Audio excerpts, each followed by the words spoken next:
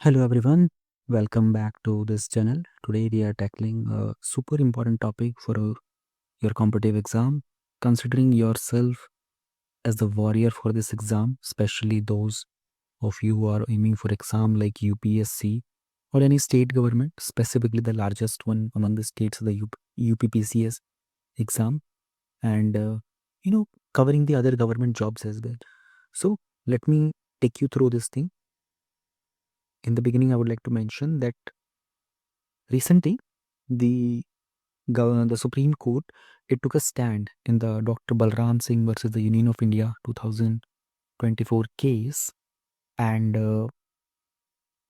it dismissed a bunch of petitions that questioned why the words like the socialist and the secular, they were added to our constitution's preamble back in the year 1976 during the 42nd Amendment Act. Okay, so try to understand the story here. So you might wonder, what's the big deal? But trust me, it's huge. Okay, so this ruling, it has reaffirmed that our preamble can include these words, and it's totally legit under our constitutional framework. It's like the court is saying, bro, these words are here to stay, and they are not messing with the basic structure of the constitution. So to give you a little fun fact here, the inclusion of these words, the socialist and the secular, it happened during Prime Minister Indira Gandhi's tenure. Okay, so specifically through the 42nd Amendment 1976. Okay, it's also called as the mini constitution. So do remember these keywords. Okay, and hold on tight because we are diving into the details you definitely need for your exams and for your understanding about the country that we live in. All right, so moving further ahead on to this, we have what is more in the news. Let us try to understand this part first. So now here's some more scoop. People, they have filed petitions. They are saying, look, these words were forced on us during the emergency of 1975 to 1977. See, that was a shaky time. Okay, democracy was under stress. So are those words even legit? This was asked in the petition. Okay. Another argument said, hey, if the preamble was adopted on 26th of November 1949, how can you change the words after that date? That's like adding extra sprinkles to an already baked cake. But the Supreme Court's verdict, okay, it's basically like, chill guys, the constitution can evolve. Okay, these additions, they are completely valid under the Article 368. You remember this article, right? Which gives the amending power to the parliament. Now, the extra behind the scenes details here is that the court, it has recognized how the constitution is a living document. Just because something wasn't in the original text doesn't mean that it can't be added if it aligns with our country's fundamental principles.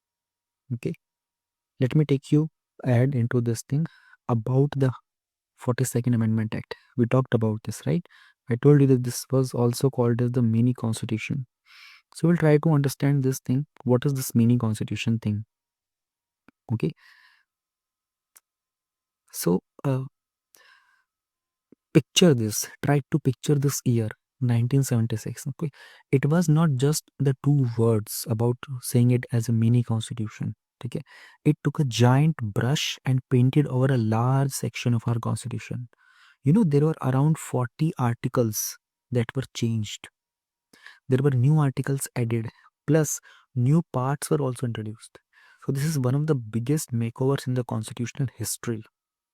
And there is a fun fact. So Indira Gandhi's government believed that India needed a stronger push toward a welfare state. Okay, remember this word, welfare state.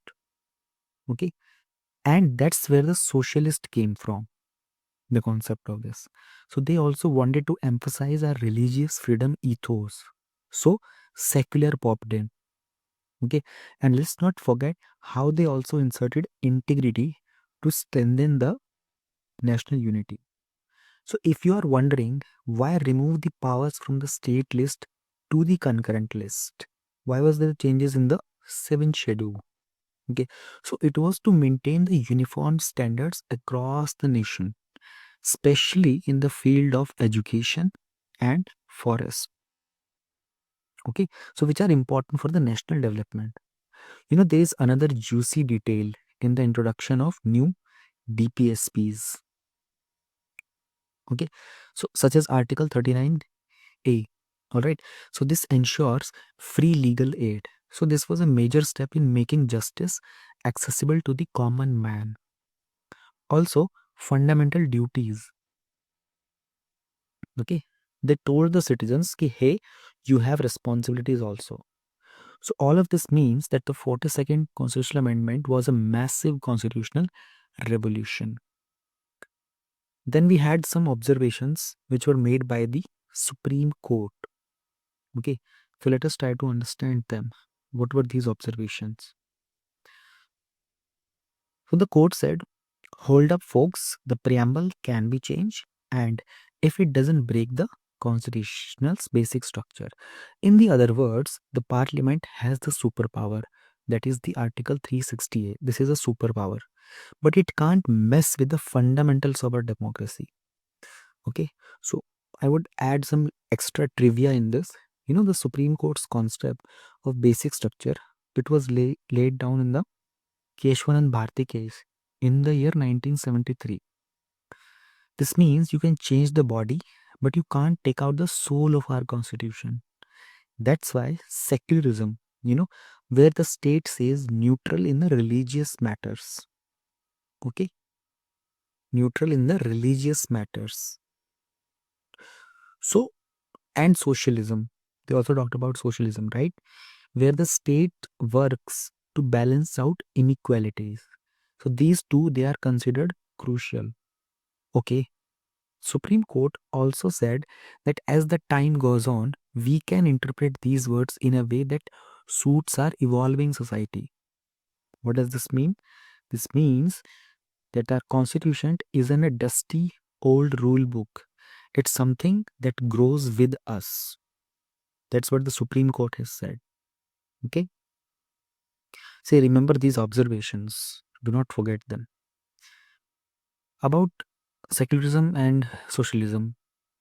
So let me give you a little brief up about the preamble and its amendability. So these are like facts. They are also given in your book, the Lakshmikant. So it's a glimpse of the constitution's philosophy. It's like it is mentioned. It's like one intro part, you can say, like a brief summary. Okay. In the original preamble, there were these words mentioned: sovereign, democratic, and republic. Plus, it does not give substantive rights. Okay, you cannot say that these things are mentioned in the preamble, so it has to be applicable. Else, we will file a court. We will file a case in the court. So they are not enforceable. Plus, there were certain cases where Supreme Court and the other courts, they mentioned certain facts. They gave some statements and awards about the preamble. So in the Berupuri case, they initially said that preamble is not part of the constitution. Well, this was long ago, 1960. Later on, a major development happened in the history of India, 1973. I also write this as in the short form as KBC, the Keshwanand Bharti case. कौन बनेगा constitution? कौन बनेगा करोड़पति? So these are like mnemonics. You can remember short things like them. They said that preamble is part of the constitution, can be amended. Then later on, 1995. Again held that preamble is part of the constitution. So from 1973 onwards, we have made this as a uh, standard understanding that preamble is part of the constitution. Okay, now let me take you further about secularism and socialism. We'll try to understand these. First, we will talk about the secularism thing. So let's decode secularism. Okay, so this isn't just church and state separation, like in some Western countries. In India, the government can regulate certain religious practices if they are messing with people's right or the nation's welfare. So this is more balanced. This is like ensuring that no one religion will dominate and everyone has the freedom to worship. That is what the concept of Indian socialism is. We are neutral, we are positive. Okay? And this is different from the Western concept. Alright? Now let's move further. Let us talk about socialism in detail. Okay, so what does socialism says? So it's not the full government's control, not that the government will control everything. Okay, so like in some communist countries it happens. In China this happens. Okay, so India does not follow that kind of socialism. In India we have a mixed economy. You know about this, right? In the first chapter of your economy syllabus, you study about mixed economy. So yes, this is true that in the concept of socialism, which was popularized by Karl Marx, we do the Indian government steps in to help the poor. But the big private companies, they also operate for the job creation and the overall growth. Okay, so this is India, and the concept of India, this is like a double engine. The government is also working, and the private sector is also working. Okay, so this idea was shaped by leaders like Jawaharlal Nehru in the context of India. Mahatma Gandhi ji was also involved here. Okay, so they believed in balancing the personal freedom with the state-led development. And then there comes the democratic socialism. So, okay, so I don't know if you have heard about this thing, democratic socialism, which is basically a middle path. So we'll still use democratic methods. We India, we have the concept of voting, that the people will choose who will be their leader. There is no concept of king and then kingship. The son of the king will become the next king. That concept is not there. We have the freedom. We choose our representatives, but we also want a fair distribution of resources, so no one is left behind. Okay, we have to understand this. This concept was widely debated in the Constituent Assembly and is now woven into our constitution. Okay, so this is how the concept of socialism and secularism is moving ahead. Okay, so if I have to conclude this topic, and we have to understand what is the big takeaway from this topic. Okay? See, the Supreme Court has basically said that our constitution can evolve to meet the modern needs.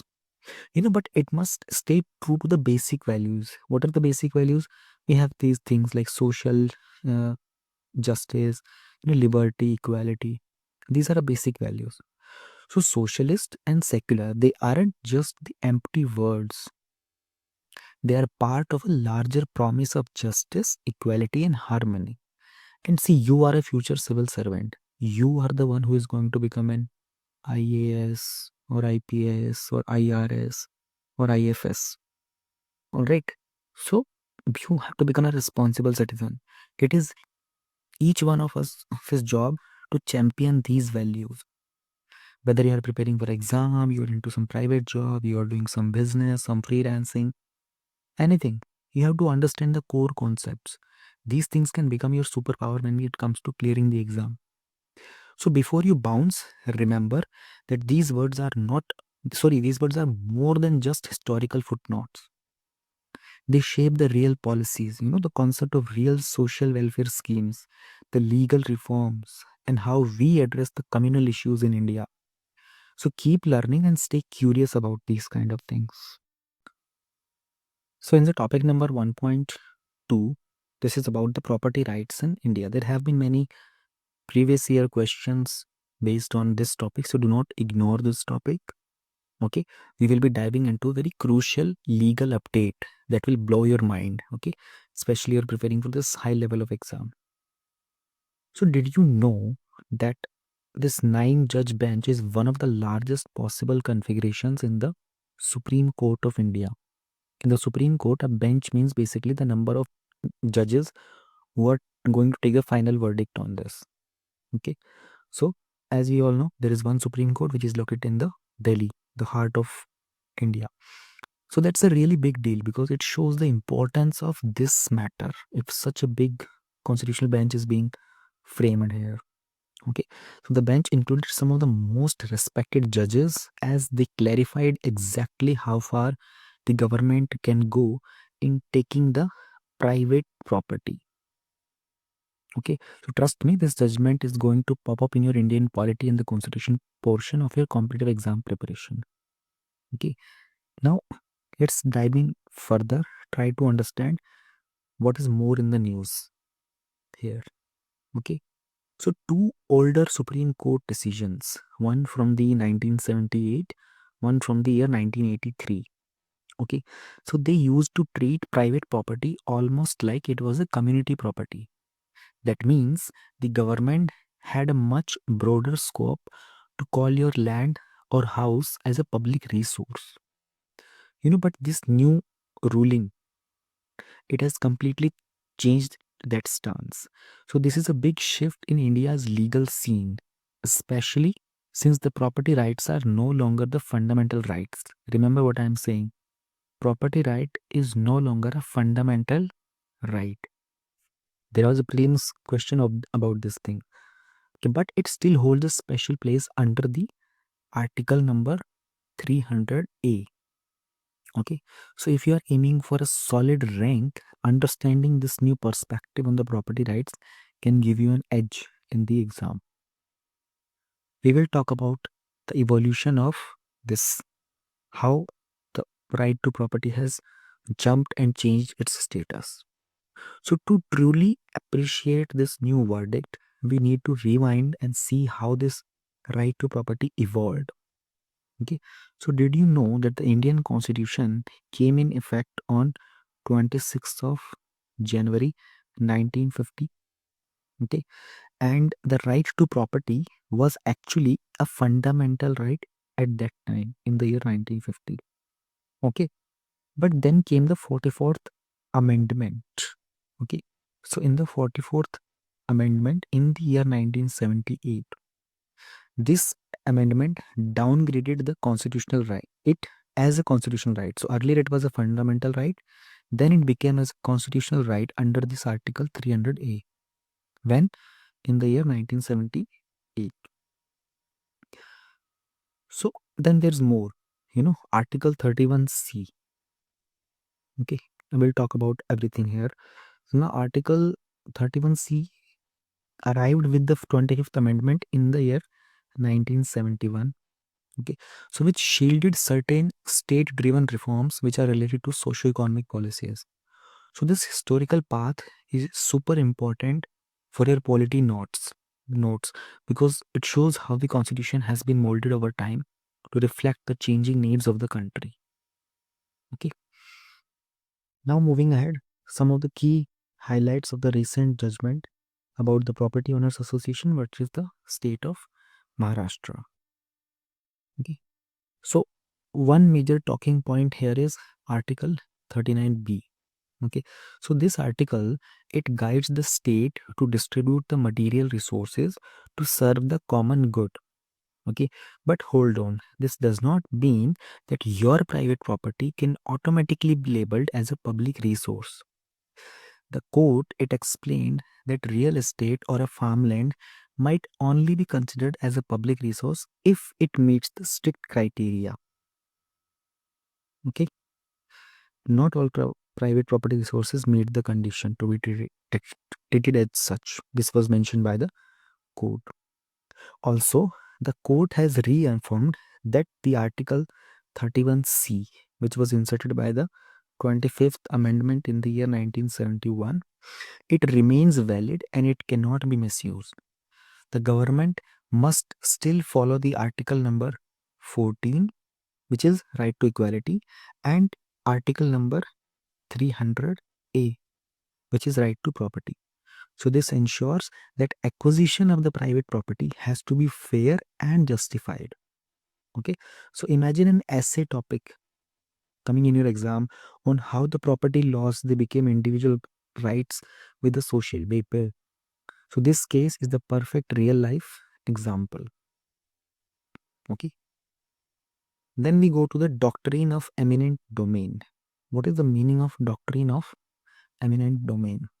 Okay, so this is your classic, the government can take your land if it is for a public project, but they must pay you a fairly scenario.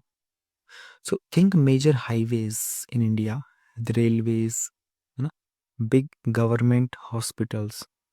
So legally, it means the state has supreme power over property, but it must show a legitimate public purpose.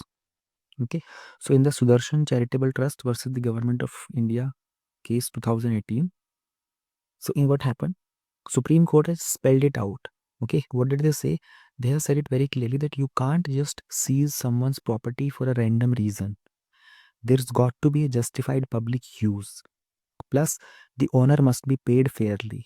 Okay, so this is likely to come up in the polity or even your economy sections for this exam, because land acquisition is a huge part of India's development projects.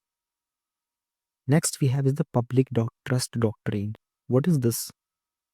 Okay, so think of the government as a guardian of your environment, which is river, forest, minerals, etc.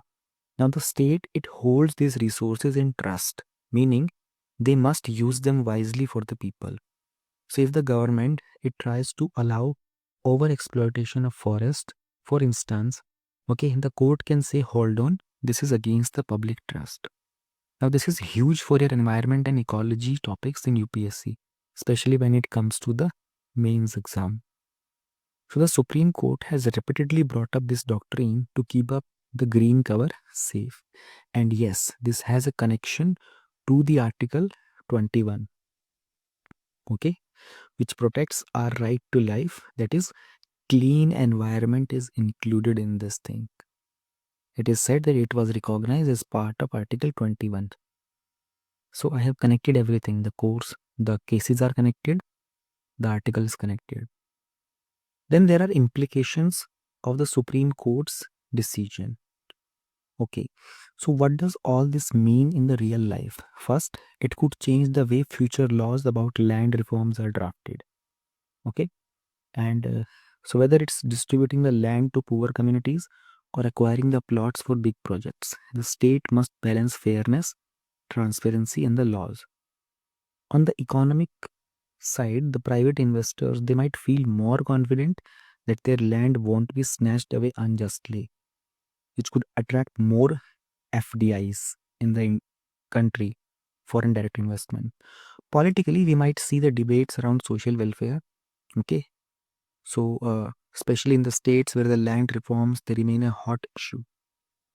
And finally, it highlights how the courts, they keep a close eye on every action of the government and takes regarding the property as well. So if you are studying the Indian polity, keep an eye on these continuing legal debates. To wrap this up, remember that this judgment is like a guiding light, okay, for the future laws about taking the private property. It says, hey, you can't just call every piece of land a community resource. Okay, so check if it's truly serving the broader public good or not. So it also reminds the state that fairness, transparency, and constitutional values, like the Article 14 and the Article number 300A, they are non-negotiable. Okay, so this way I have tried to summarize this topic. I have tried to make it easy for you to understand everything, what is going on, what is all about this judgment. And remember the updates in all these judgments. See, these facts, they are all mentioned in your economy book. You need to focus on this part, and then the explanation comes from these parts. UPSC के handy booklet में आपको ये सारा content मिलेगा. मैं आपको एक बार सबका सैंपल दिखा देता हूँ. एक एक चीज़ मैं आपको दिखा दूंगा. 900 से ज़्यादा माइंड मैप्स है जो आपको प्रीलिम्स में भी, मेंस में भी, स्टैटिक कंटेंट भी और डायनामिक भी है. 400 से ज़्यादा मेंस के क्वेश्चन है प्रैक्टिस के लिए. 200 से ज़्यादा निमोनिक्स है ताकि आप फैक्ट्स को याद रख सको.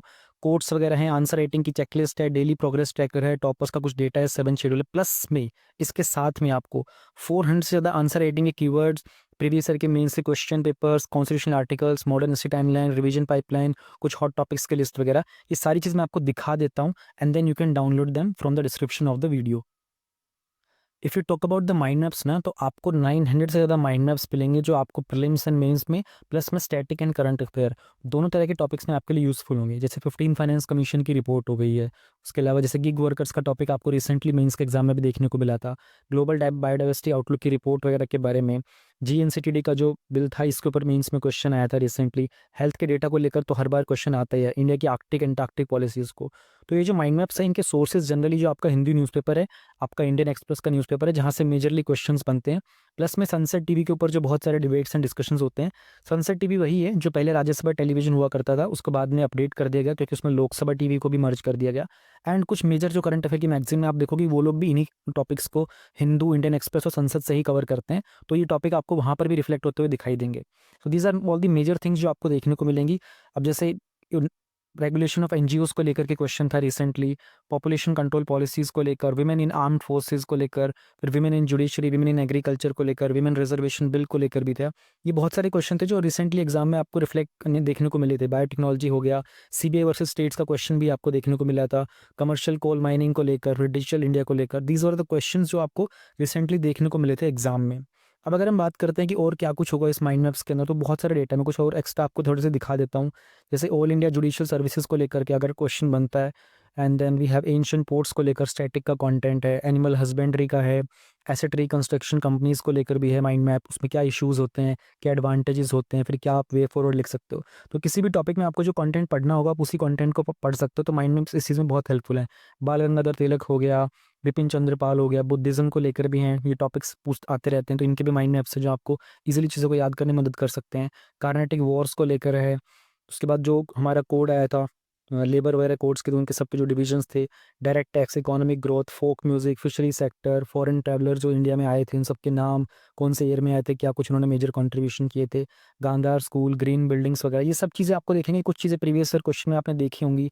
अगर हम इंटरनेशनल रिलेशंस की बात करते हैं, देन इंडिया अफगानिस्तान के रिलेशनशिप को देख लो, आप इंडिया भूटान देख लो, and then India Bangladesh, India China, India Maldives, India Myanmar, ऐसे बहुत सारे हैं, 900 प्लस है। महात्मा गांधी, लाला लाजपत राय, जैनिज्म को लेकर, मैरिज को लेकर, और रिसेंटली नेशनल पार्क्स में क्या होता है, वाइल्ड लाइफ सेंचुरीज में क्या कुछ होता है, प्रोटेक्टेड एग्रीकल्चर जोन्स क्या होते हैं, मनरेगा के अंदर क्या कुछ रिफॉर्म्स लाए गए, उसमें मनरेगा का भी पार्ट है, सीड इंडस्ट्री, सी लेवल राइज होना, स्कूल्स ऑफ फिलोसफी जो हम लोग पढ़ते हैं हिस्ट्री में, skill development, soil health scheme को लेकर के, प्रधानमंत्री फसल बीमा योजना हो गया।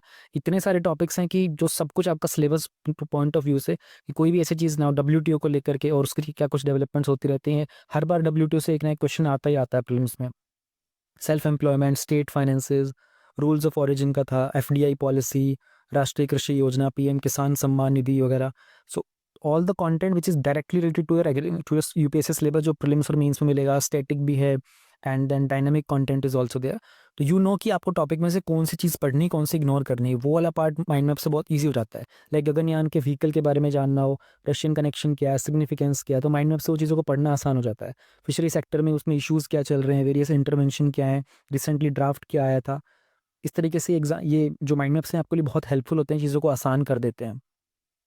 अब मैं आपको निमोनिक्स दिखाता हूँ। तो निमोनिक्स आपको फैक्चुअल चीज़ें याद करने में बहुत ज़्यादा हेल्प करेंगे, जैसे fundamental duties, rights, keyword, directive principle, schedules of constitution, polity के तो बहुत ज़्यादा हैं।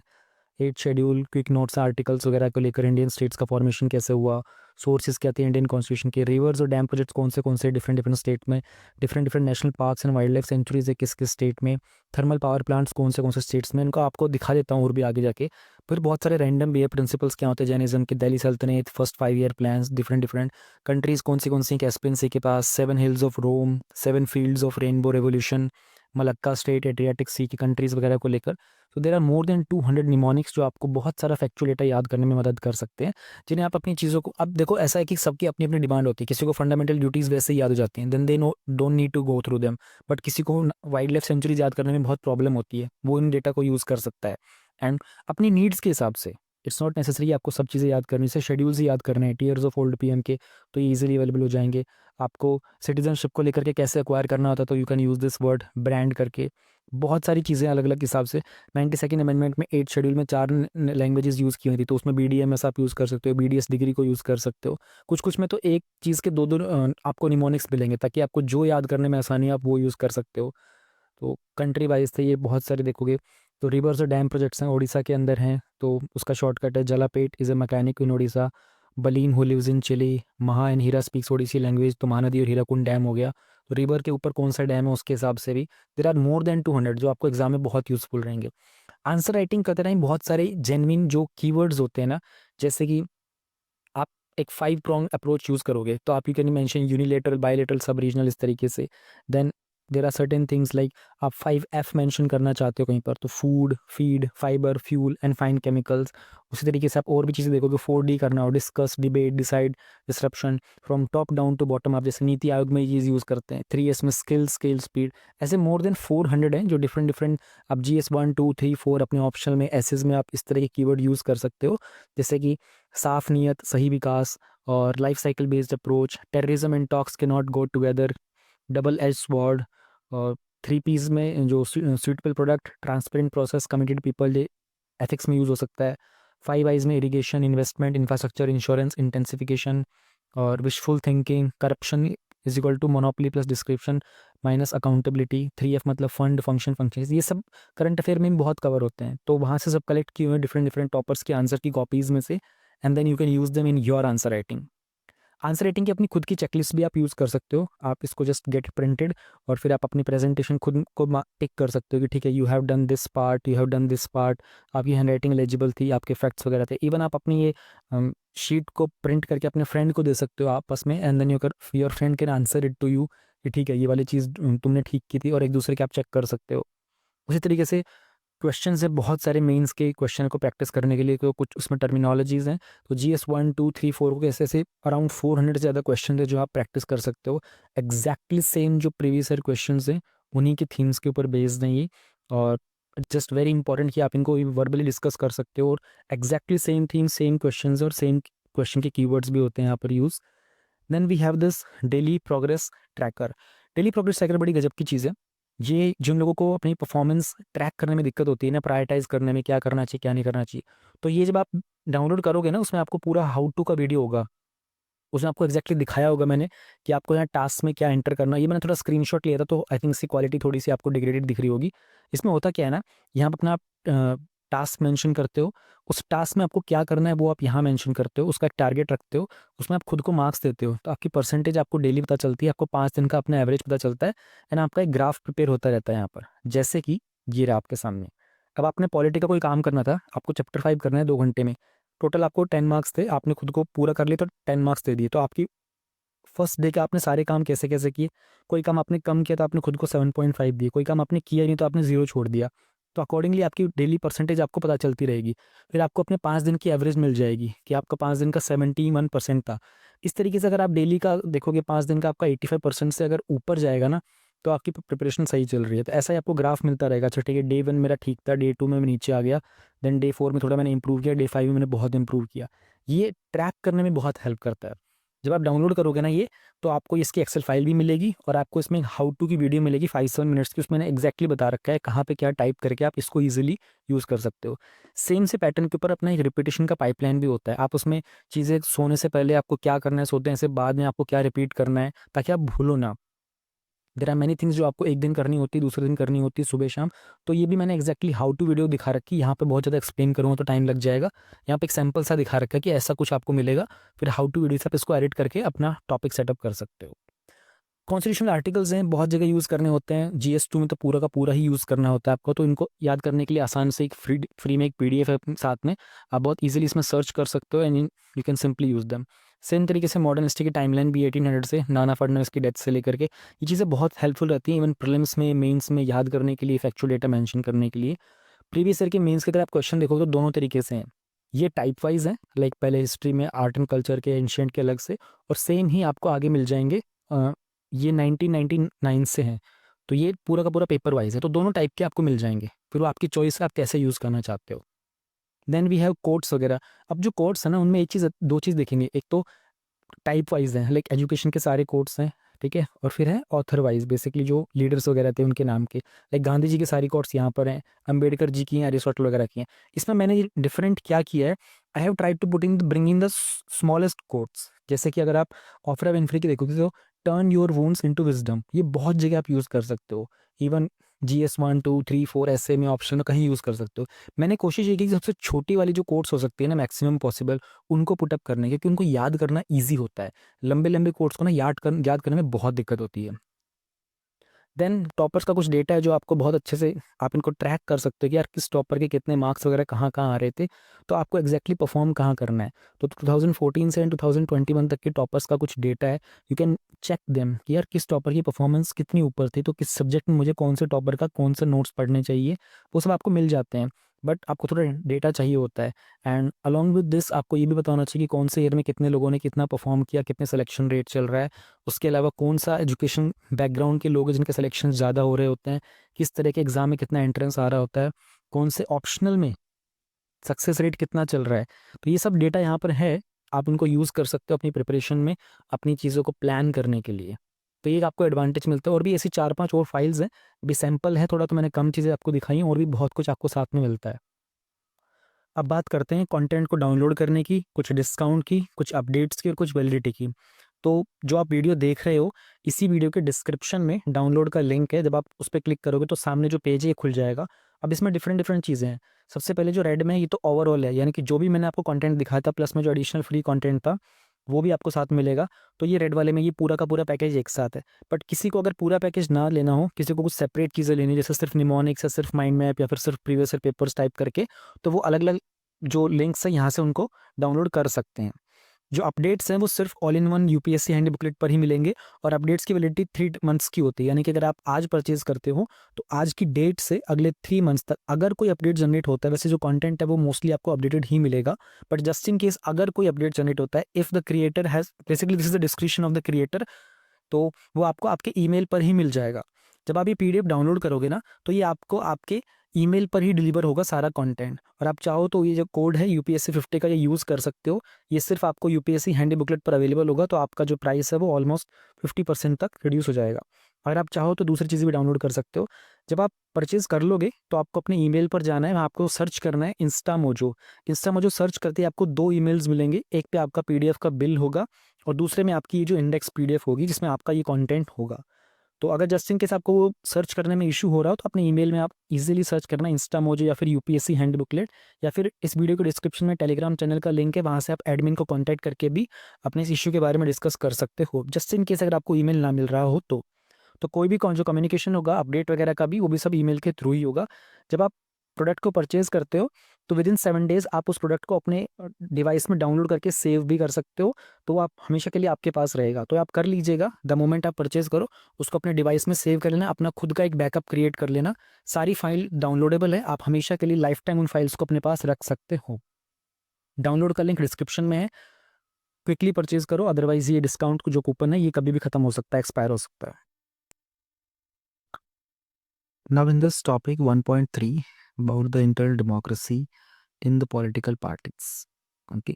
We will be diving deep into a topic that is crucial for a democracy and is often a hot favorite of these competitive exams. So think of it like a backstage pass to how the political parties function from the inside. Okay. Let us move further into this. We are talking about why it is in the news, what it actually means, why we need it, what are the challenges, what is the way forward. Okay, so let me just give you another why in the news, what is this party thing, why do we need this, what are the reasons for lack of this kind of democracy, then the way forward. Small topic, easy to understand, but very, very important for your exam. Okay, first off, why is everyone talking about this thing? Okay, so recently there has been a buzz around whether the Election Commission of India should have more power to ensure the internal democracy within the parties. So this Election Commission of India, let me give you some additional information on this thing. This is comes under the article number 324 in your Indian Constitution. So this is responsible to conduct free and fair elections. But do they also have the power to regulate how the parties they choose their leaders or candidates? Now that's a big debate. Many legal experts and the political commentators they are raising questions. Should the Election Commission of India merely conduct elections, or should it also enforce standards within the parties themselves? Now this question has become a super relevant because the stability of India's polity it often hinges on the transparent and fair internal processes within the political parties. This has been observed in the past as well. Okay. Now, what exactly is internal party democracy? Let me try to explain this. It basically means you are giving the party members a real say, like how they elect their own internal committees or choose their top leaders. So, are they allowed to contest for the positions? Do they have a transparent voting process? That's what we are here to understand. I'll give you an example.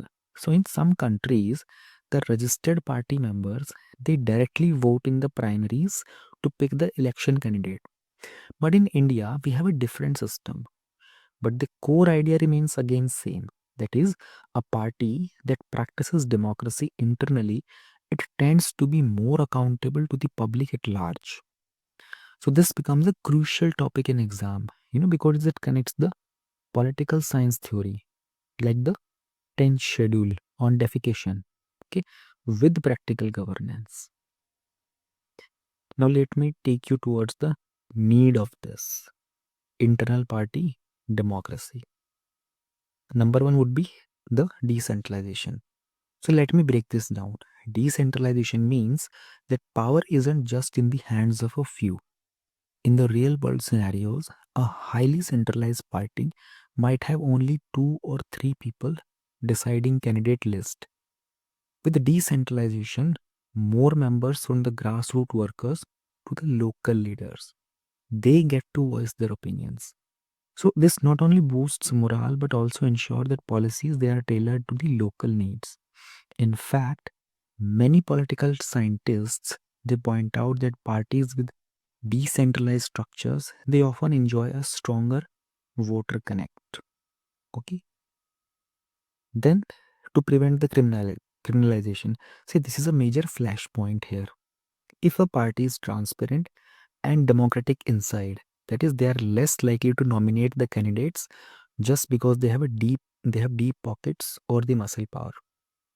Now the ADR data, it is startling, very startling data. So nearly half of our Lok Sabha members they face the criminal charges. So this can erode trust in the system. But having many internal checks like screening committees and the open debates, the parties can reduce the chances of fielding individuals who have a questionable background. Then comes the representation thing. So this is the bedrock of any democracy and it is supported by your article number 326, which deals with the adult suffrage. So, internal democracy ensures that if you are a motivated youth volunteer, you could climb the ranks without needing a famous last name or huge resources. So, this encourages the fresh faces, the new ideas, and a robust grassroots engagement. Then we have youth participation. So, ever wondered why we don't see many young politicians? Okay, so one big reason is the lack of open pathways in parties. If a party mandates internal elections and fosters the mentorship programs, it's more likely to attract dynamic young minds. You know, this helps the parties stay relevant with the changing times. Especially as India's median age, it hovers around the age of 28. Remember this thing, I'm giving you a fact here. How can we reduce the corruption? Corruption is a huge topic. Whether you are studying for a polity paper or you are preparing for an ethics exam. Now, the second ARC made it clear that the more centralized a system, the more vulnerable it is to corruption. Okay, so think of it like a single gatekeeper who is controlling everything. That means it will have less transparency and more scope of misuse of power. So, a decentralized party structure is less prone to the internal corruption. Moving ahead, the last point of this need transparency and a free flow of information. So, here we have a philosophical angle. Okay. Now, J.S. Mill, He believed that free expression is a fundamental thing for the progress. You all study about J.S. Mill in your ethics paper, right? So within a political party, the freedom of discussion allows for new ideas. If the members they are scared to speak up, or if there's a culture of sycophancy, good policies might never see the light of the day. In your exam answers, referring thinkers like J.S. Mill is gold. Okay, examiners they love these connections. So remember these things, note down them specifically. Now moving ahead, what are the reasons that after having the need, we still lack them? We do not have enough internal party democracy. What could be the reason? Let us try to explore this here. We do not have any robust legal framework which forces the parties to hold regular internal elections. Okay, Section 29A, it deals with how a party can get registered, but it's pretty thin on the details about how ongoing democracy happens within a party. This is why many people they advocate for a new legislative provision, or at least a stricter interpretation of the existing laws. Mentioning about the RPA, or in short we call it ROPA, the Representation of People's Act 1951. This is a key piece about the election law in India. So studying in detail about the Representation of People's Act. Then we have lack of the penal provisions. Okay, this is another legal trivia. Now the Supreme Court ruled that the Election Commission of India cannot simply deregister a party for not being internally democratic. Now this is a big handicap. That means without any teeth, the guidelines they remain just guidelines. Parties may claim to hold the internal elections, but if there's no punishment for ignoring these norms, compliance can be superficial. Then we have structural challenges. Oh, dynastic politics. So this is a term that we hear a lot in the news. So this ties back to the family run thing, okay, or personality driven parties, which is making it tough for the outsiders to rise through the ranks. Moreover, the anti-defection law of the 1985 52nd Amendment, okay, this was in the 10th schedule. We mentioned about this earlier also. So this was designed to curb the horse trading in the party. You remember the time Ayaram Gayaram? So that person he changed multiple times the party. That's why this name came up in those days. So these kind of acts they reduce the open debate and sorry these not just the structural challenges.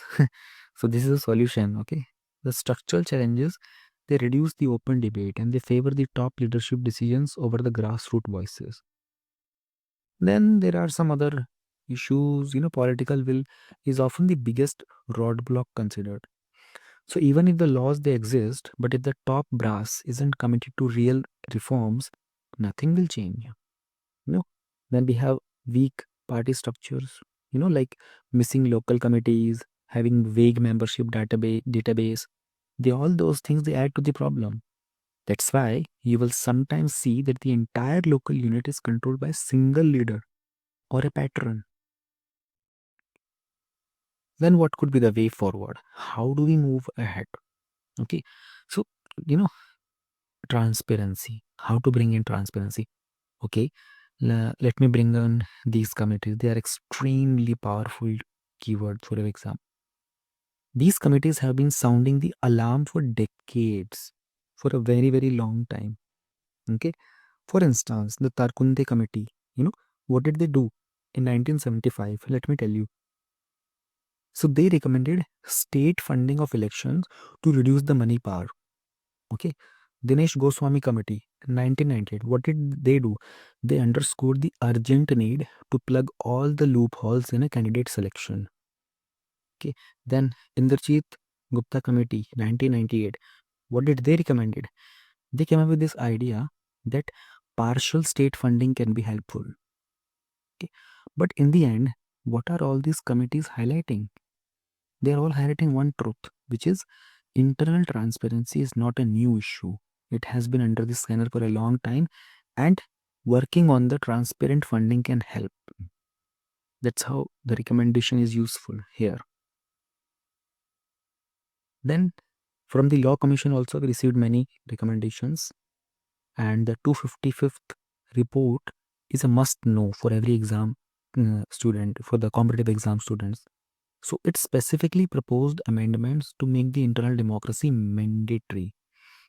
Things like standardized procedures for the internal elections and candidate selection, all these things.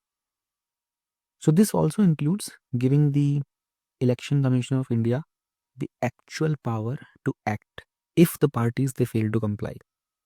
But again, the question remains, will Parliament adopt these recommendations or not? We also have NCRWC, a very popular commission, the National Commission to review the working of the Constitution. So they also chimed in. They suggested a dedicated act for regulating the parties. They said come up with a comprehensive legislation. So imagine that we are having a single statutory framework that lays down the do's and the don'ts for all the internal democracy. Now this could be a game changer if done in the right direction. So we are talking about a robust guideline on the membership process, about how the funds will be transferred under the Income Tax Act, and the regular internal polls. Also, it might push the established parties to ensure the new voices are heard. Okay. All right. We will wrap this topic. The internal democracy might sound very technical, but it directly affects who leads our country and how. And if the parties they are open, they are fair, they're transparent, we get better representatives, we get better governance, and it's not just about passing the laws, it's about building a political culture that values honesty, diversity, and the fresh ideas in the country. That's it about this topic. Our topic number 1.4 is about the USA presidential election. This topic has a very high relevance for the exam of 2025, because in the month of November 2024, USA's new president was elected, Donald Trump. But we will try to look at this topic not from the political angle, but from the exam point of view. Okay. And you are a future civil servant. You need to know these facts. They can pop up in your PYQs. Check if there are some questions based on these presidential elections. Let me break this down for you. Okay. So this is about the famous electoral college system when we talk about the USA. Okay. So this electoral college system decides the fate of American presidents since the country's early days. Interestingly, the first US presidential election, they happened back in the year 1789. I'm giving you some extra facts. So keep your notepads ready, because the knowledge here isn't just for exam success. It will also help you make sense in the world politics. Okay. I'll tell you about this. This is a small topic. This kind of comparison is given. That's it. Okay. So we'll try to understand this, because these type of questions, they have been asked in the exam in the comparison manner only. Okay. So the US Electoral College has 538 total votes. We'll not call it electors, we'll call it they have 538 votes. And 270 is the magic number to become the president. So did you know that Washington DC, he got 3 elector thanks to their 23rd amendment to the US Constitution. But when it comes to India, okay, so in India, the president is chosen by the elected members. So these people, they are already elected. They will choose the president. Okay. Now, who are these people? From both the houses and from the state legislative assemblies, which includes Delhi and Puducherry also. So the nominated members are not part of this thing, because they are nominated. They are not elected. There's a difference in nomination and election. Do you know the difference between nomination and election? Okay. So one crucial fact is that this thing was also updated by the 70th Amendment Act of 1992, which added the elected members of Delhi and the Puducherry thing. So remember this. So this is how the Indian system ensures a wide representation. So if you have ever wondered why this number 270 or who votes for the Rashtrapati, then you will get it. Also, this number is very important here. Now coming towards the governing acts and rules. Okay. So in the US, states like California, Texas, they run their election with rules which are different from smaller states. Like there is a state called Maine, there is a state called Nebraska also. Okay. So this is because USA, they have a federal structure. Okay. But in India, things are more centralized when it comes to these kind of elections because we have an act, the Presidential and Vice President Elections Act. So this is a single framework that will govern how we elect our president and vice president. Another difference, it reflects each nation's unique approach to democracy. One is a federal structure with a significant state autonomy, while the other is a quasi-federal system with a stronger central oversight. Now the nomination process. In the US, you might have heard of the famous Iowa caucuses. Have you heard this word, Iowa caucuses? Or they also call it the New Hampshire primaries. I don't know if you have heard about these words or not, just in case you are not aware of the news. But these are the events that decide which candidate will represent each majority party. Like they have the Democrats in USA, in the one party, and the Republicans. These are the two parties there. Okay. So in India, things are a bit more straightforward. We have easy. You need to get support of at least 50 proposers, okay, and 50 seconders. So these are the member of the electoral college. So no flashy caucuses in India, but the requirement ensures that only serious contenders they step in. This drastically reduces the number of frivolous candidates. Then what are the election methods? Okay, let us understand this thing. So this also becomes a major highlight for the exam takers. Okay, the US has a winner take all system in almost every state, which means, okay, try to understand. This means if you get just one more vote than your rival, then you scoop up all that state's electoral votes. Okay, that's why someone like Donald Trump could become the president in the year 2016 despite not winning the nationwide popular vote. Okay, India's system is different. We go by the proportional representation.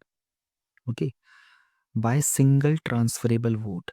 This ensures that each MLA or the MP, their vote has a certain value, and the candidates, they need over 50% of the total votes cast plus one to clinch victory.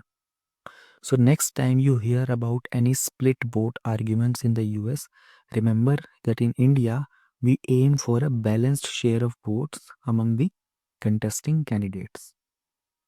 Then the vote counting process. So remember how the US takes time to count these votes? In the 2020 elections, we saw the days of counting thanks to mail in ballots. But in India, we have introduced EVMs to speed the things up. So EVMs have been in use nationwide since the year 2004, though the experiment started even earlier. So this system makes the counting faster and drastically reduces the error. So if you're watching the election coverage on TV, you will see how quickly Indian election results come out in comparison to the US. Now the frequency. So the US presidential term is locked every 4 years on the first Tuesday after the first Monday in November. This is not mentioned. I'm giving you extra information. Okay, I'll repeat. The US presidential term happens in every 4 years, and how? First Tuesday after the first Monday in November. That is the day when they vote. But India also there is no dissolving the government earlier. because the presidents, they can't lose the confidence of a parliamentary house like in India or other nation. In India, we have it fixed for 5 years. However, the office can be vacated earlier by resignation or removal, but the regular cycle is 5 years. So the difference, it also mirrors the parliamentary form of government and the presidential form of governance. Then the running mate comes. So in the US, you will hear that Joe Biden and Kamala Harris were electing against Donald Trump and Mike Pence. So this running mate concept is a single package for president as well as the vice president in terms of USA. In India, however, the president and the vice president, they're elected separately. So the vice president of India also serves as the Rajya Sabha's chairman. That means their role is not just ceremonial, they have real responsibilities in parliament. All right, that's a wrap. We have covered everything from the electoral college to the difference in voting methods between USA and India. And if you want to dive deeper, then just keep watching the video. I will bring in more interesting facts. Keep the video slow, simple, and easy for you. Now comes the next big thing, 1.5 municipal corporations in India. So we will be diving deeper into this, and these corporations, they just got a big spotlight in the RBI's news report. I will add some quick facts to boost your knowledge that RBI, it was established on 1st of April 1935, and it often releases such studies to guide the policymakers. So let's see why this report is crucial for your UPSC preparation. When we talk about the municipal institutions in India, let me highlight that we'll be talking in this section. So our urban areas, they pack a real punch in the economy. Do you know the first municipal corporation in India was the Madras Municipal Corporation? It is from 1688. So this thing is mentioned in your modern history. Okay. Now coming from the 68, fast forward to the 74th Amendment Act. Okay. So in the 74th Amendment Act, we have talked about this. This is from 1992. Okay. Now this is when these city bodies, they got a formal status. Okay. So the 12th schedule happened. Okay. And in 12th schedule, there are 18 functions. So think of them like these 18 functions. This is like a to-do list for the city governance. Everything from keeping your roads smooth to planning new infrastructure and etc. When it comes to the revenue and the fiscal powers, so this comes as an important scoop. So Article 243X and 243Y, they are big ones to remember. So they basically say who can collect which taxes and how those funds, they get divided. So here is a quick tip. The first Finance Commission of India, it was set in the year 1951. So that first Finance Commission was given the task of recommending how the taxes should be shared between the union and the states. Okay, but at the city level, it's the State Finance Commission that does the trick.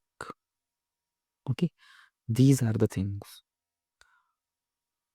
So if you're targeting this exam, you might see direct questions coming from like which article empowers the municipalities to levy all these taxes. Okay, so this is 243X. Now let us understand the revenue sources of these urban local bodies. What are these sources? How do they operate? So municipalities, they can't run the show without any money. So they get funds from several avenues. Think of like the property tax. Okay, that's one of the biggest earning source for these municipalities, these local bodies. And did you know that the CAG, the Comptroller Auditor General, they have repeatedly pointed out that many cities, they under collect the property taxes. That means the cities, they are missing out on huge revenue. Also, the borrowings, taking the loans and all these things, they are also a key part of the city's strategy, especially from big projects like the new metro line. Okay. So next time you hear about Swachh Bharat Mission, which was launched in the year 2014, project coming up in your city, you need to remember that part of the funding might come directly from the municipalities' own taxes or the user charges. Okay. Then there are grants given by the government, borrowing along with that we have talked. There are non-tax revenues, there is entertainment tax. All these things are there. The key findings of this RBI report. How did RBI come up with all these things? Okay. So in this case, what happens? It is a wake-up call as per the RBI. Okay. So they says that only 0.6% of the country's GDP is generated by these cities through their own revenue. Now contrast that with the massive 60% that the urban areas contribute to the overall GDP. This is a big mismatch in collecting the potential revenue. And I will give you an interesting fact here. So the municipal borrowing, they jumped nearly 5 times in a span of 4 years. That's huge, right? Also, India's municipal bonds scene is still pretty new. So in places like the countries like the USA, है ना, these municipal bonds, they are $1 trillion market. But here we are just getting started. This becomes a potential exam question. So when it comes to 0.6% of GDP, the tax revenues constitute it majorly. And CAG report, I have mentioned that only 18 states, they collect around 56% of their property tax demand. So municipal borrowing is something very important. In the year, the borrowing, in the year 2019, the borrowing was 2,800 crores. But in the year, just next 4 years, it has taken this massive jump. That's what's the funny fact I was talking about. Municipal bonds, I have already mentioned. Let us try to understand what are the other issues which are faced by these municipal corporations in India. So, how does it go? Aside from the cash flow in the financial challenges, you have got a governance puzzle. Okay, so ever wonder why some states they skip the local elections for an year? I'll talk about it. See, financial challenges are always there. Okay, so they have low absorptive capacity, the ad hoc implementation for the state financial collecting state financial commissions. Okay, they underutilize their funds, only 60% of the funds, and like this comes as a major issue there when it comes to the municipal corporations. So this kind of delay, it weakens the entire chain of local democracy. Okay, so they have a shortage of the staff. They have high vacancy rate, 30 to 40%. Okay. And there is also a cool fact. There are some progressive cities worldwide, like Singapore. They have specialized training institute for the local government staff. Okay. So it's like an MBA in a city management. So India could benefit from that. We can keep an eye out of terms like the SFC implementation, all these things in the polity questions. So remember these major facts. Then some elections in the states, they are delayed. We talked about this. What is way forward? How do we fix everything in this case? So we need to get those property taxes sorted first. In countries like the UK, the property taxes, they are regularly updated using the property valuations. So we can do the same by using the GIS mapping. Okay. Secondly, let's talk about the timely transfers. So the standard practice says that the state finance commissions should be reconstituted every 5 years. Okay, but that's often delayed. And another big thing is the municipal bonds. So these municipal bonds we talked about here earlier, these are the things which can enhance the market, right? So if you manage to standardize an accounting, the NMAM form, the National Municipal Accounting Manual, we are not using this thing. So more investment would turn to these municipal bonds. Plus, we can focus on the climate financing and other factors, right? So, Madhya Pradesh municipal cadre is a good start. We have to imagine a dedicated workforce trained just to run the city affairs. That is the dream of a country, a dream that was seen by our ancestral leaders of the country. So the time to wrap up this topic, but before we wrap up, remember that these solutions, they aren't just academic solutions. They are practical steps that can transform how the cities function. And with smart funding, transparent governance, and the right manpower, we can truly unlock the potential of Indian cities. Our next topic, 1.6, is about the NGOs, the non-governmental organization. So let's unlock some serious knowledge that will help you crack the competitive exams and also give you a better understanding of how our country works. So buckle up and stay till the end so you won't miss a single scoring point in this. Alright, my future UPSC and SSC rockstars. Here's the latest update. So Ministry of Home Affairs new instruction is like a wake up call.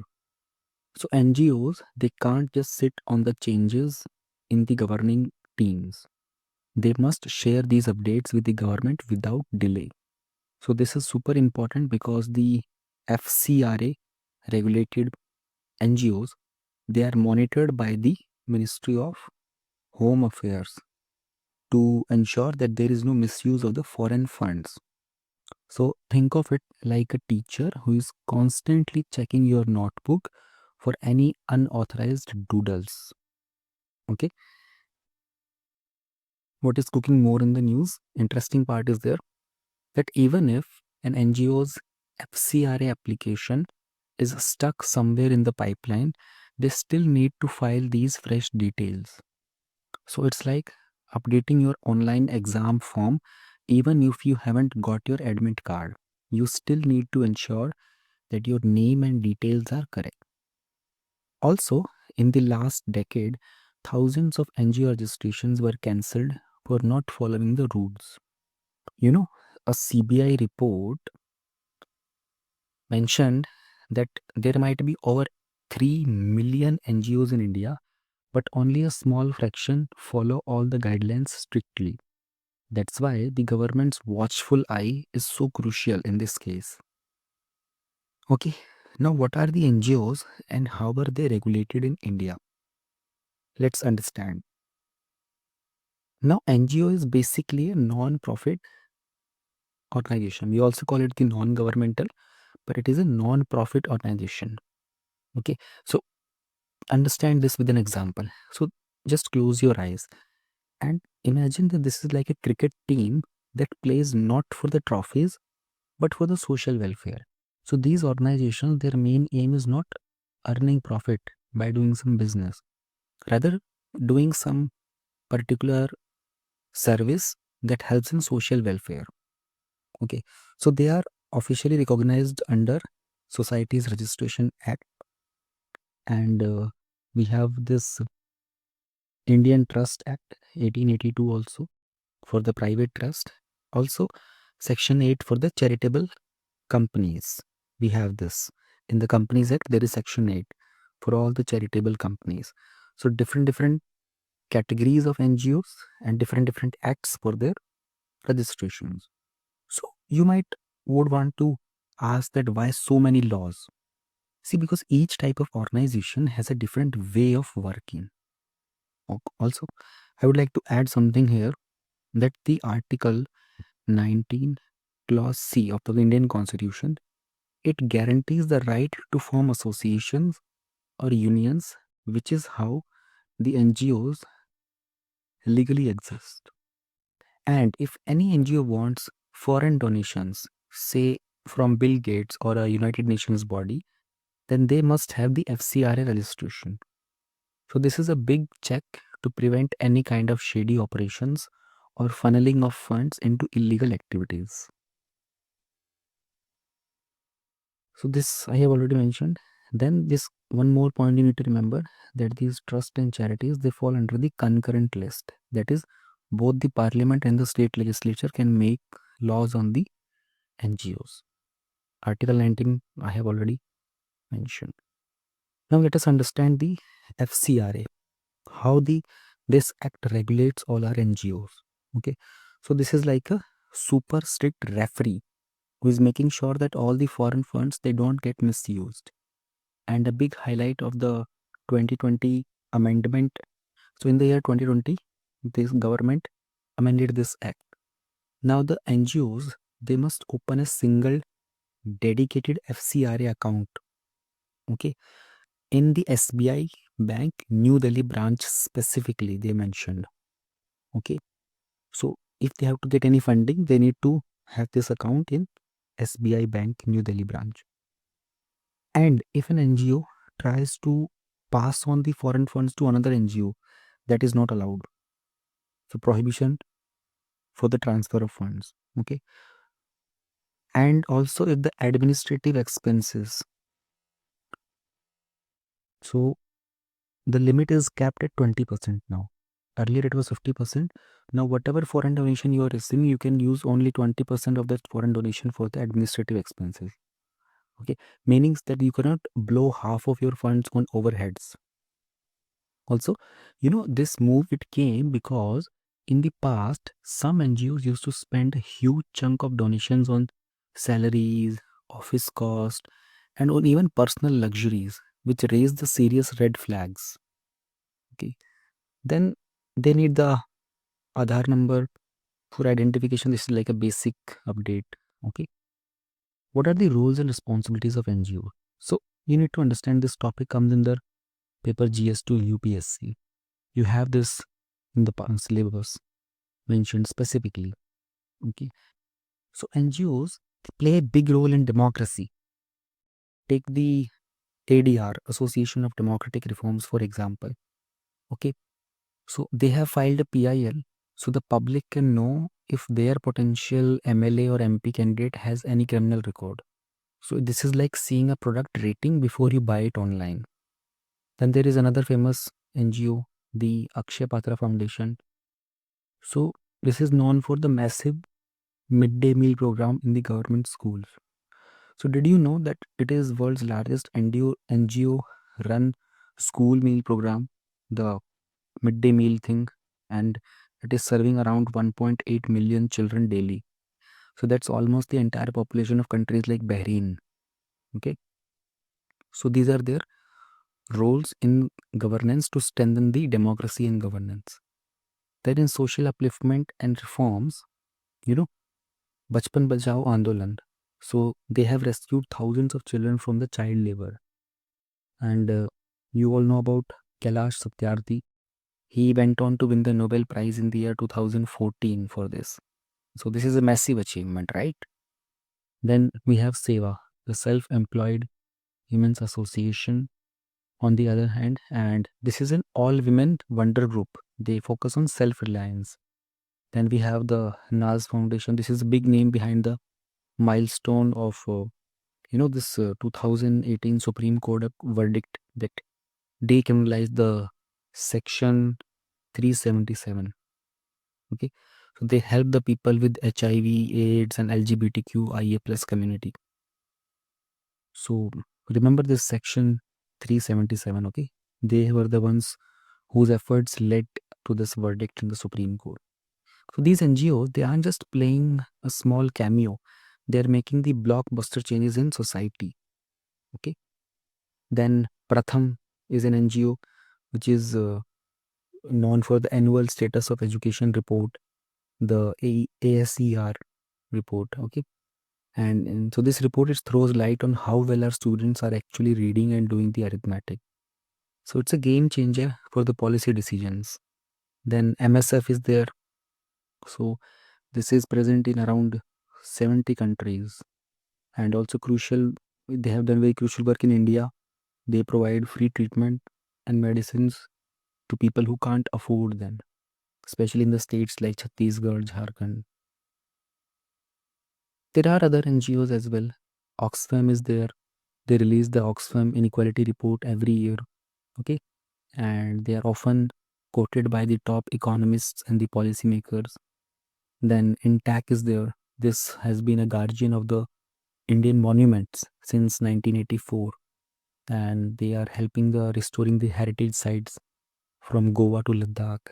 Then we have Wildlife Trust of India, which works with the local communities to protect the animals like elephants, rhinos. So truly, this is an all-rounder in environmental preservation. So these are the major roles and responsibilities with their examples. So it's important for you to note down these examples with their responsibilities. Okay, so the government isn't always cracking the whip. There is also supportive side. So through the schemes like Swadhar and Ujala, we have these schemes. So the NGOs, they get funds to rehabilitate the women in difficult circumstances. Also, did you know that Ujala schemes specifically targets prevention of trafficking? Then we have Ministry of Culture, which offers grants for events and projects which help the local talent gain recognition. Then NGO Darpan, this is like the official registration desk. So if an NGO isn't on the portal, they might miss out on government grant and even hamper their credibility. Then comes the challenges, issues of these NGOs. So one big worry is that sometimes the foreign donors, they might push an agenda that doesn't suit the local needs. There are also allegations that certain NGOs introduced ultrasound machines primarily to detect the sex of the fetus, which led to rise in the female feticide in some regions, which is very horrific outcome. Then after this, I would say that when it's come to security and the possible interference, see, we also saw big protest around the Kundakula nuclear plant, if you remember. So in Tamil Nadu, so which was delayed partially due to the NGO-led movements. The concern is, are they truly raising valid environmental concerns, or are they halting India's energy progress? It's looked like challenge for the NGOs. Now the government must tread carefully to separate the genuine activism from the hidden agendas here. Next is, because of the very tight FCRA rules, some smaller NGOs, they sometimes they can't keep up with all the paperwork, and this leads to many genuine organizations shutting down. So additionally, a few unscrupulous groups, they have laundered money under the guise of social work. For example, I'll give you, in 2017 there were media reports about some NGO operators who are funneling crores of rupees into private accounts. Hence the government's stringent checks are justified also. Then operational issues. So imagine if 80% of your pocket money, it came from one person who can cut you off anytime. That's the situation for many NGOs who are relying heavily on a single donor. Also, the volunteer engagement is often seasonal. People, they join during a crisis like a flood but disappear later. Plus, some NGOs, they do not have the tech savvy tools to track the donations, which can hamper the transparency also. Moving ahead, we have recommendations. So since this was a report, we have recommendations as well. In the year 2017, the Vijay Kumar committee recommended more flexible environment, so the NGOs, they can breathe without feeling suffocated by red tape. Okay, so they also suggested modernizing the registration process. So currently the online system can be quite glitchy, especially in the rural area, and a single nodal body will help them come out better. So like a friendly help desk, all right? And so the committee, it also pitched for a big searchable database of NGOs. Okay, so the public or the donors, they can verify them quickly. And when it comes to volunteerism, we know that more hands on deck means more social upliftment. That's easy to go. Second, ARC also did some recommendations. ARC is Administrative Reforms Commission. Okay, so they said that if you let the states handle some aspects, that could reduce the bottlenecks. So the ARC also wanted a balanced approach. So they focused on decentralizing. Okay. And it would help to protect the genuine NGOs work while checking the suspicious activities as well. So this is crucial if India has to maintain transparency and accountability in a non-profit sector. And that wraps up our deep dive into the NGOs. So you are preparing for this exam. Remember, these points can fetch you those crucial extra marks, especially in mains or interview. So NGOs are not just about volunteering and philanthropic work. They are legally and structurally important players in shaping our society. So make sure that you revise these topics, and don't forget to make short notes for yourself. Okay. Topic number 1.7, governance and artificial intelligence. In this topic, we will try to understand what is the potential of artificial intelligence to transform governance in India. Then we will see what are the initiatives that have been taken to promote artificial intelligence in India.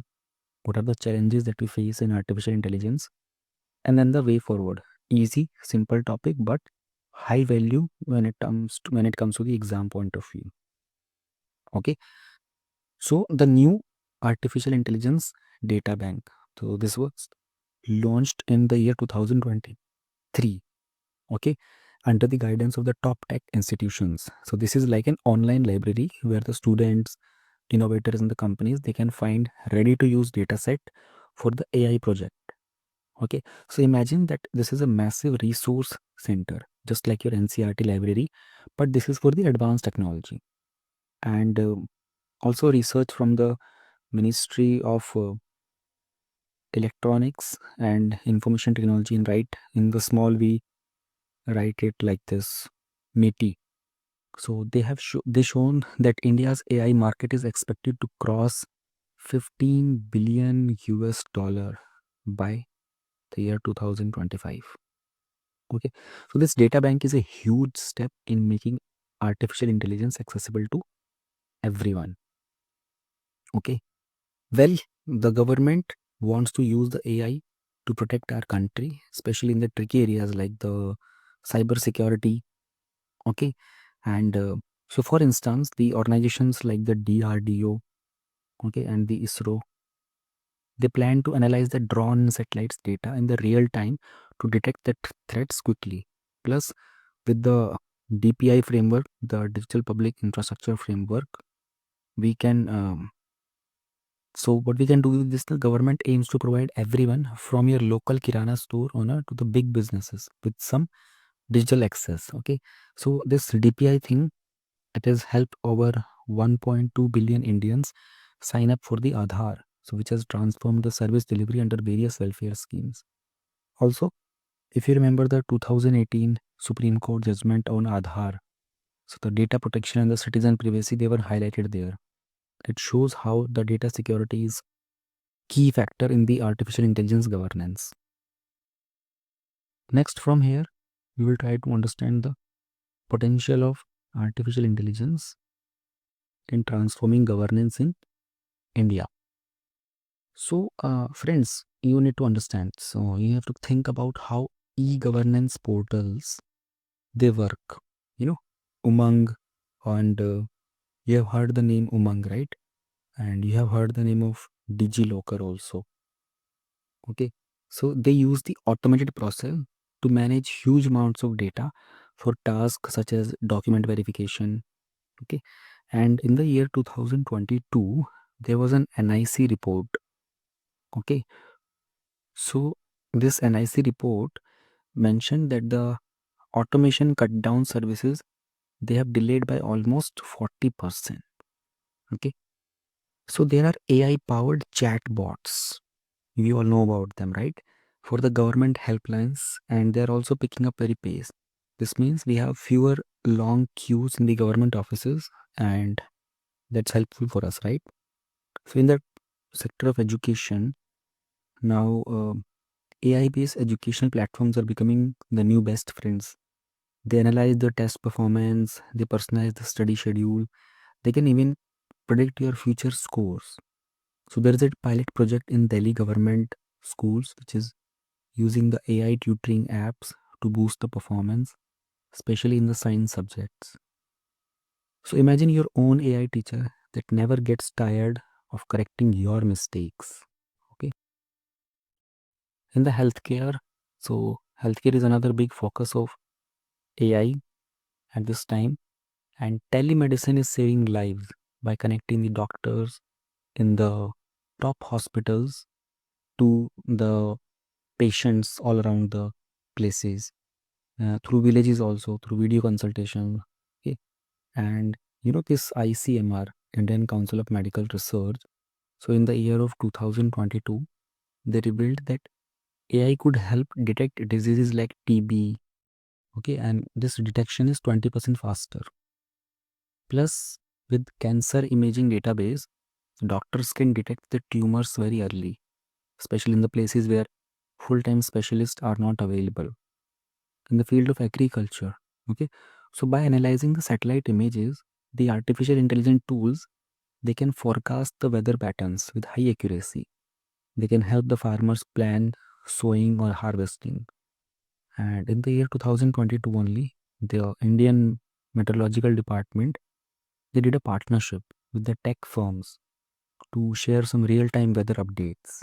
So, this reduces the crop loss, which, according to the Ministry of Agriculture, it can save billions of rupees each year. So, this is a real step forward in ensuring food security. Then we have inclusivity and accessibility. So, Bhashini is an example of how artificial intelligence can make the governance inclusive. India has 22 official languages as per the 8th schedule of the constitution, and Bhashini, this platform, it translates the government document, website, and the digital resources into different regional languages. So if your grandmother is a remote village person and speaks only Tamil language, so she can still access the government forms and the welfare schemes easily. So there are like no more language barriers now. Then, in case of the data-driven policy making, cities like Bangalore, Pune, they have started using the AI-enabled solutions to manage their things like the traffic congestion is being managed now. And the city traffic police in Bangalore, they experimented with the AI-powered cameras to reduce the signal time on less crowded roads, which has helped them ease out the traffic snarls. Also, in the year 2023, there was a World Bank report which mentioned that the data-driven policymaking can boost urban efficiency by at least 25%. This is a big jump. This is where a knowledge of governance and technology integration matters in your exams. Then judicial efficiency is also there. Okay. So Indian courts, they are tackling the backlogs of over 40 million cases. Right. And AI tools like the SUAS. SUAS is the Supreme Court Vidik Anuvad software. So this helps speed up the translation of judgments into regional languages.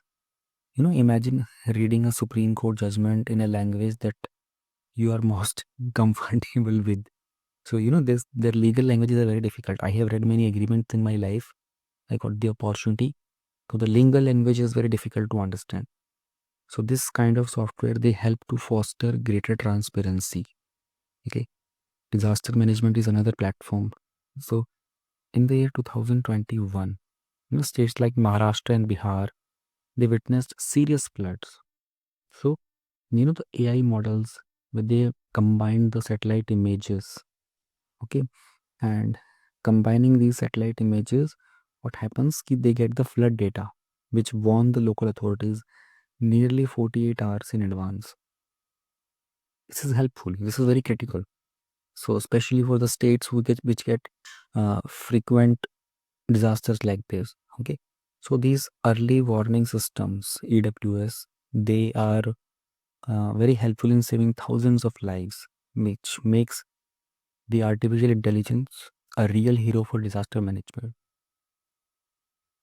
So in India, there have been many initiatives to promote this artificial intelligence since it has been so much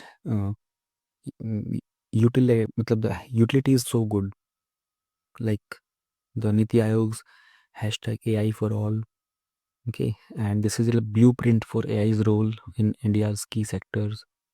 Then METI's India AI program for the new courses in engineering colleges under AICT. It works under AICT. Okay, remember this. Then the Digital Personal Data Protection Act of 2023. This clarifies how the personal data can be stored and processed, which is very crucial as the artificial intelligence grows. And not just all these, India joined GPAI in the year 2000 to coordinate with the tech giants like the US and France on ethics and regulation. And to add to this, in the year 2022, over 5,000 Indian students they benefited from the responsible AI workshops. Okay, so these kind of workshops are being conducted, and India has also partnered with US on the development of AI with other sectors like healthcare and agriculture and deeply. So since artificial intelligence is so much useful, but there are always going to be challenges. Let us try to understand these challenges now. Okay. So one big concern is the digital divide. Okay. And so how this digital divide thing work is only 55% of India's population is online. Okay. So that's a stark number from the IAMAI. Another is the skill gap also there. Okay. Now, NASCOM highlights that by the year 2025, we will need around 4 lakh AI experts, and there is a gap of 1,40,000 professionals. Okay. So, that is why government is pushing AI courses through Skill India program. And we do not have a dedicated AI law like the European Union's policy. So, we have fragmented data across the government departments. Okay. So keeping an eye on the constitution provisions like the Article 21, which is right to privacy, this is important because the data leaks like the Aadhaar could undermine the public trust. Then what's the way forward? Okay, try to understand. Let's move into this section now. So we need strong oversight panels. Okay. So what are these oversight panels generally? So they are like an AI ethics committee under the Ministry of Electronics. So they will helping watching out the biasness and keep everything transparent. And India can take cues from the global examples, like how Singapore has a model AI governance framework. Okay. Then data sovereignty and all these things. So back in the year 2021, the government collaborated with the IT sector, which gave around 1 lakh students the AI courses. Okay, so the synergy of government and private players can help a lot in all these things. So data privacy becomes important, transparency for the regulation. So we need to teach people. Then the collaboration thing, synergy of government and private players. This can meet the target of 10,000 GPUs for the AI research by the year 2025. Okay, cybersecurity is another area, because the AI based systems, they in AI India, in terms of India, we have CERT. CERT is Computer Emergency Response Team. They help us detect any threat which are imminent to all these devices. So the key is that we continuously monitor and all these policy update to stay ahead of the hackers. So this was about governance in AI, but there is a additional information here. Interesting piece of research from the IIT Madras, participatory AI development and governance. Okay, so they are talking about how the AI governance shouldn't just be top down. Okay, so everyone like communities, NGOs, local bodies, they need to sit at the table. So this aligns with the Constitution's DPSP, which encourages participatory democracy. Okay, then we have participative AI. So this means letting your teachers, students, civil society members, even the local community leaders share their input on the AI solutions. So think of how the Swachh Bharat campaign involved everyone's participation. Okay. So similarly, the PAI, the participative AI, It aims to ensure that artificial intelligence tools are fair, transparent, and reflect our cultural and social values. Okay. Then, what is the need? So, with the facial recognition now being tested by the Indian Railways for passenger safety, we need to ensure that these systems they do not violate the personal privacy or lead to any false arrests. So, the global conversion on regulating the AI powered surveillance is heating up. So just look at debates in the European Parliament. Okay. So India must create its own checks and balances. So when we talk about the participative AI, it's about harnessing diverse viewpoints. And the National Commission of Women, for instance, can share insights on how AI might affect women's privacy or the job opportunities. In the year 2022, there was a study from the Carnegie India, which showed that involving communities in the AI discussions can drastically lower down the chances of tech misuse. Then PAI comes with its all challenges. Getting everyone involved is not easy. Powerful corporations and the government bodies might monopolize the conversation, or the process might become the token participation.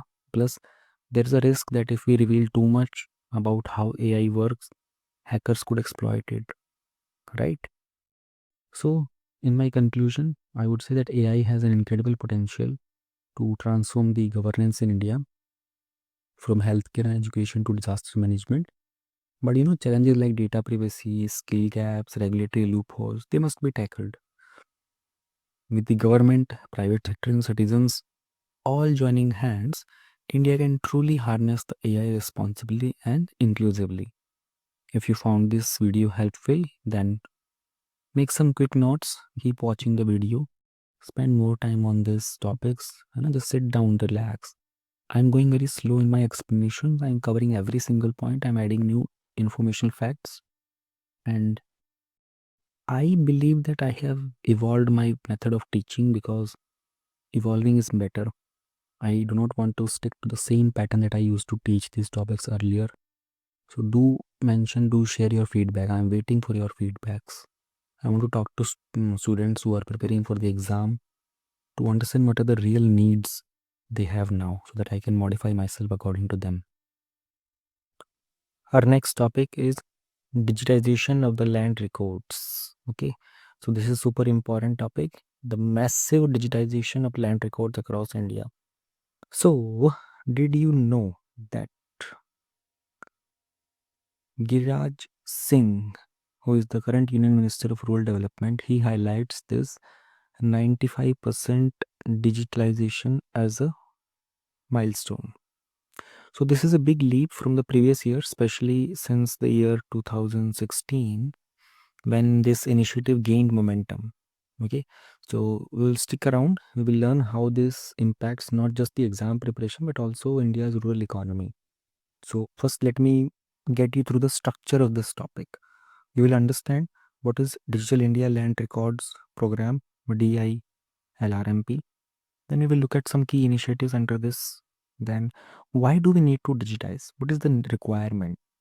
Then if we are digitizing, are we facing some challenges? Then if we are facing challenges, what is the way forward?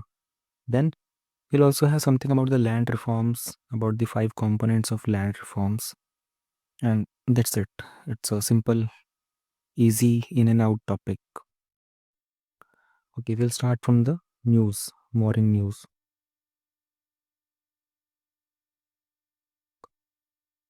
All right.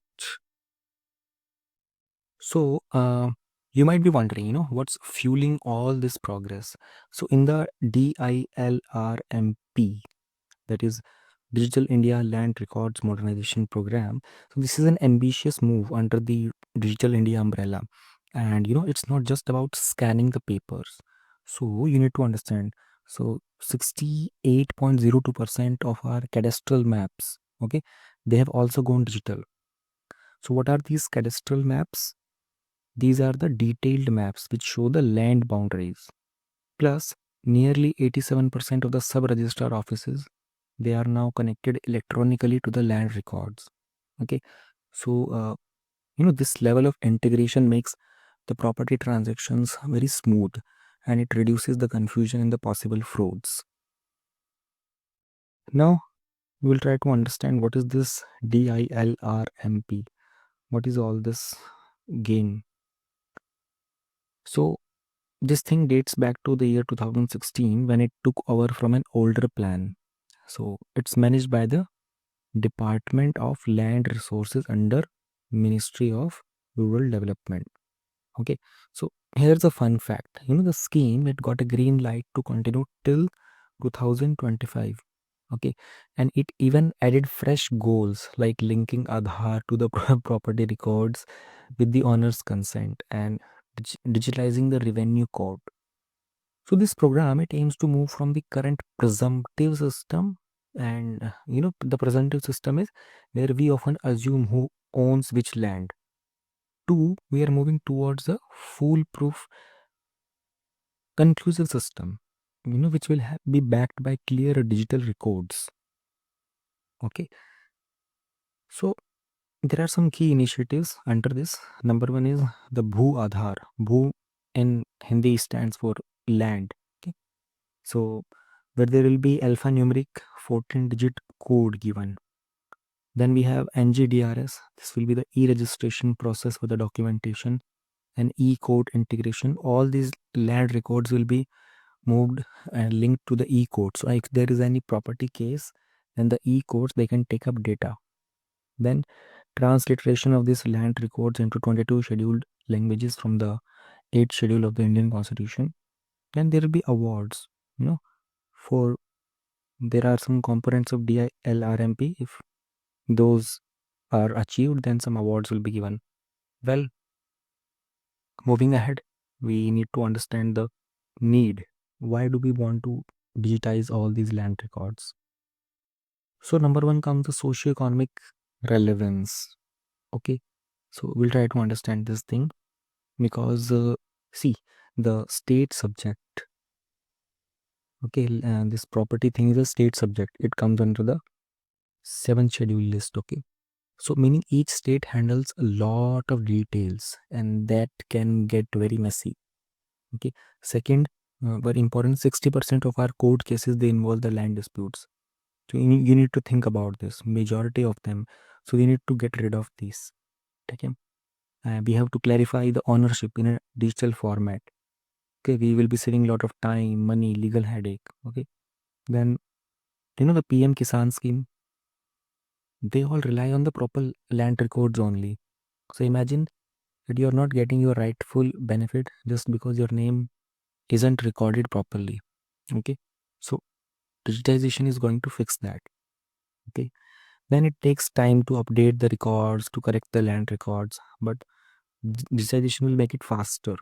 Okay, we will make it error free also.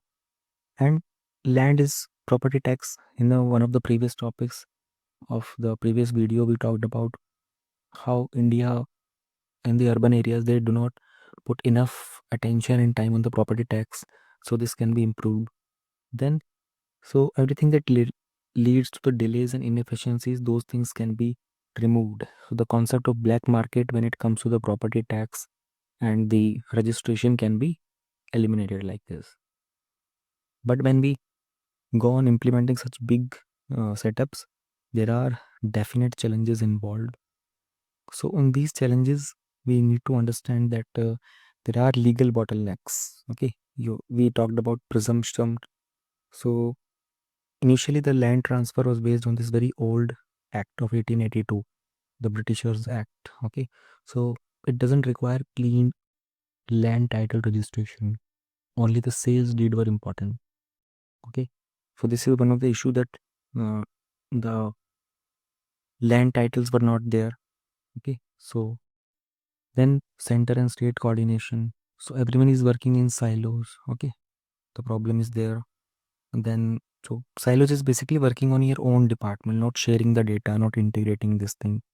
Center and state coordination issues because since it's a state object, so the central government and the state government cooperation doesn't happen easily.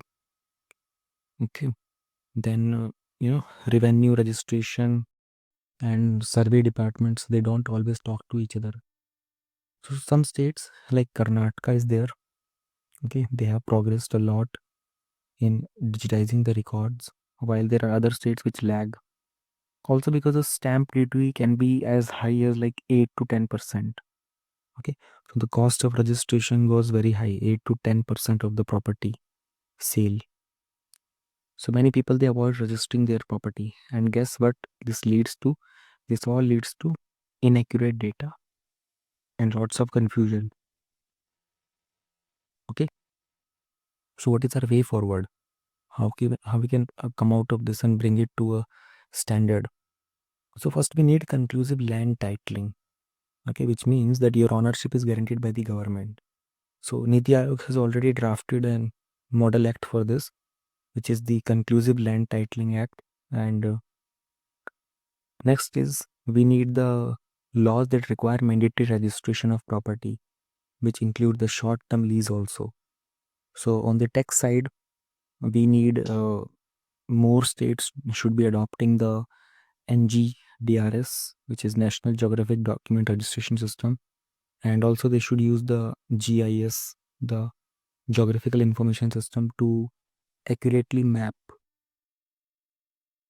Then we have to train the local revenue officials and spread some digital literacy so everyone understands how to use these systems.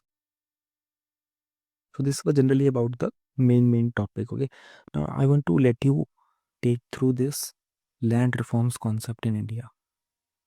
So let's not forget that digitization isn't happening in a vacuum. Okay, land reforms in India have a long history. Think about the zamindari system. Okay, and there were some zamindari abolition acts in 1950s and 60s, 70s. Okay, then there were some committees also in those days. The committees were like J.C. Kumarappa committee from 1949. Okay, so this J.C. Kumarappa committee laid the foundation, which tried to push the reforms to help the marginal farmers. Then we had tenancy reforms, to protect the tenants. So land ceiling laws were there to stop the large holdings and consolidate the drives. Okay, but many of these measures they all have faced some challenges like the political resistance and corruption. Now the digitization is going to help them. This is going to be a big step in India to modernize these, to ensure fairness and transparency. Okay, so here we end this topic. Okay, we'll be wrapping this one. And if you are preparing for this exam, you need to brush up this topic for your prelims and mains both, focusing both. Okay, this also has relevance from the economy section. Okay, so that's it. We'll wrap up this topic here. Our next topic is going to be 1.9, person with disability. So basically, Supreme Court in the Rajiv Ratori case told the central government to create some strict and compulsory rules to make the public spaces and the services accessible for people with disabilities. So there is a quick fact: as per the census 2011, 2.21% of the population in India is disabled. And how much will this 2.21 of the population as per the census? This is close to 26.8 million people. Okay, so we can say ki around 3 crore people are disabled in India. So this judgment, which is given by the Supreme Court, it strongly supports the right of the disabled people, and it's super important for the competitive exams because questions about the landmark judgments often show up.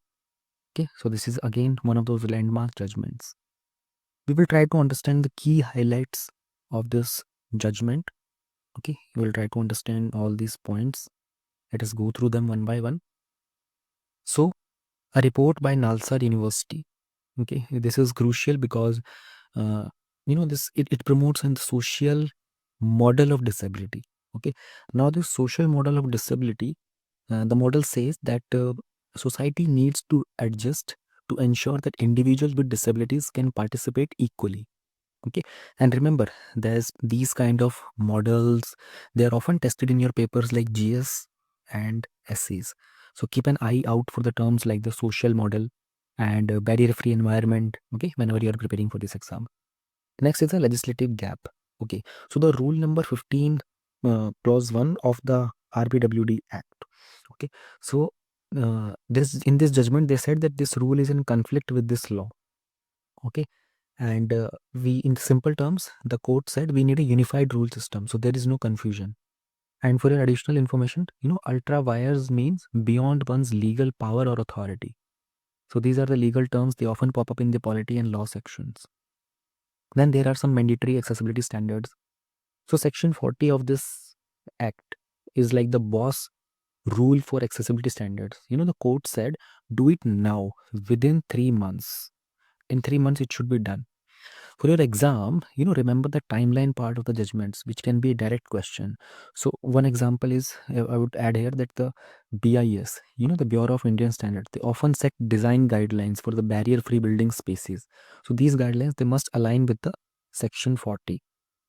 Okay, now comes the principle of accessibility. So universal design means making the things usable by all the people without needing any major changes. For instance, I would say that ramps for the wheelchair users, है ना? Braille for on the signboards for the people who cannot see clearly, and audio signals for the visually impaired, they can help. Okay, so I'll also give you a pro tip here. Okay, so if a question asks you how technology can help the person with disabilities, mention them, these text to speech apps, or just to note down name of 2 3 apps. Okay, then give some name of hearing aids, etc., some screen readers and so on.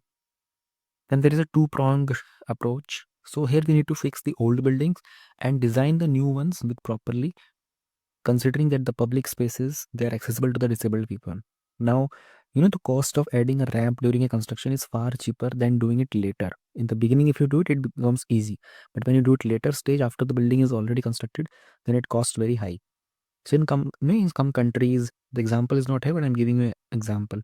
In countries like Japan, so 90% of their trains are accessible. Train stations, they are accessible.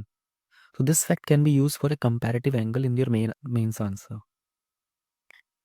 Now moving ahead toward the constitutional provisions of this persons with disabilities, we'll try to understand this. How does that work?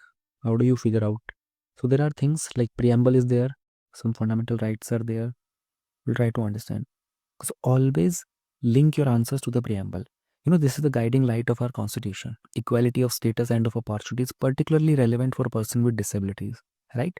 So preamble is not legally enforceable, but it sets the main goals and value for our nation. Then, so these are heavy hitters in the polity section. Article 14, it says everyone is equal. Article 19, it allows freedom of movement.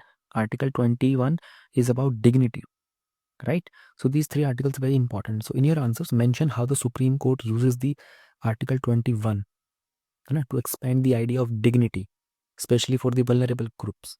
Okay. And a key Supreme Court case you might recall is about, Francis Mullin case. I remember the name, Francis Mullin case. So which broadened the scope of Article 21 to include the concept of dignity here.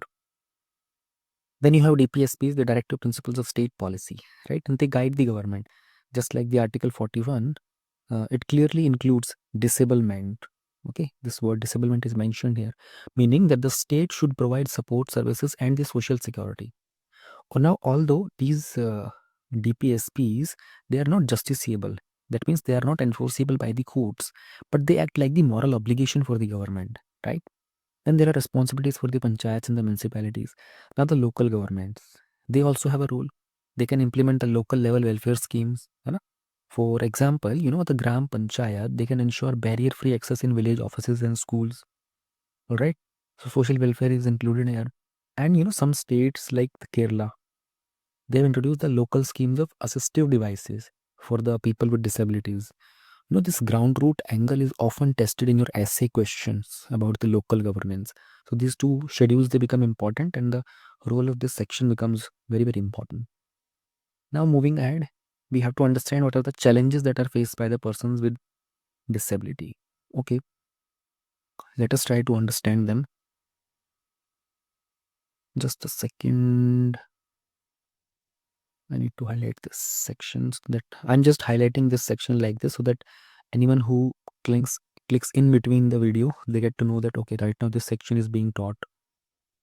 अभी हम ये पढ़ा रहे हैं इसलिए. So क्या challenges होते हैं? Negative attitudes, they create invisible walls.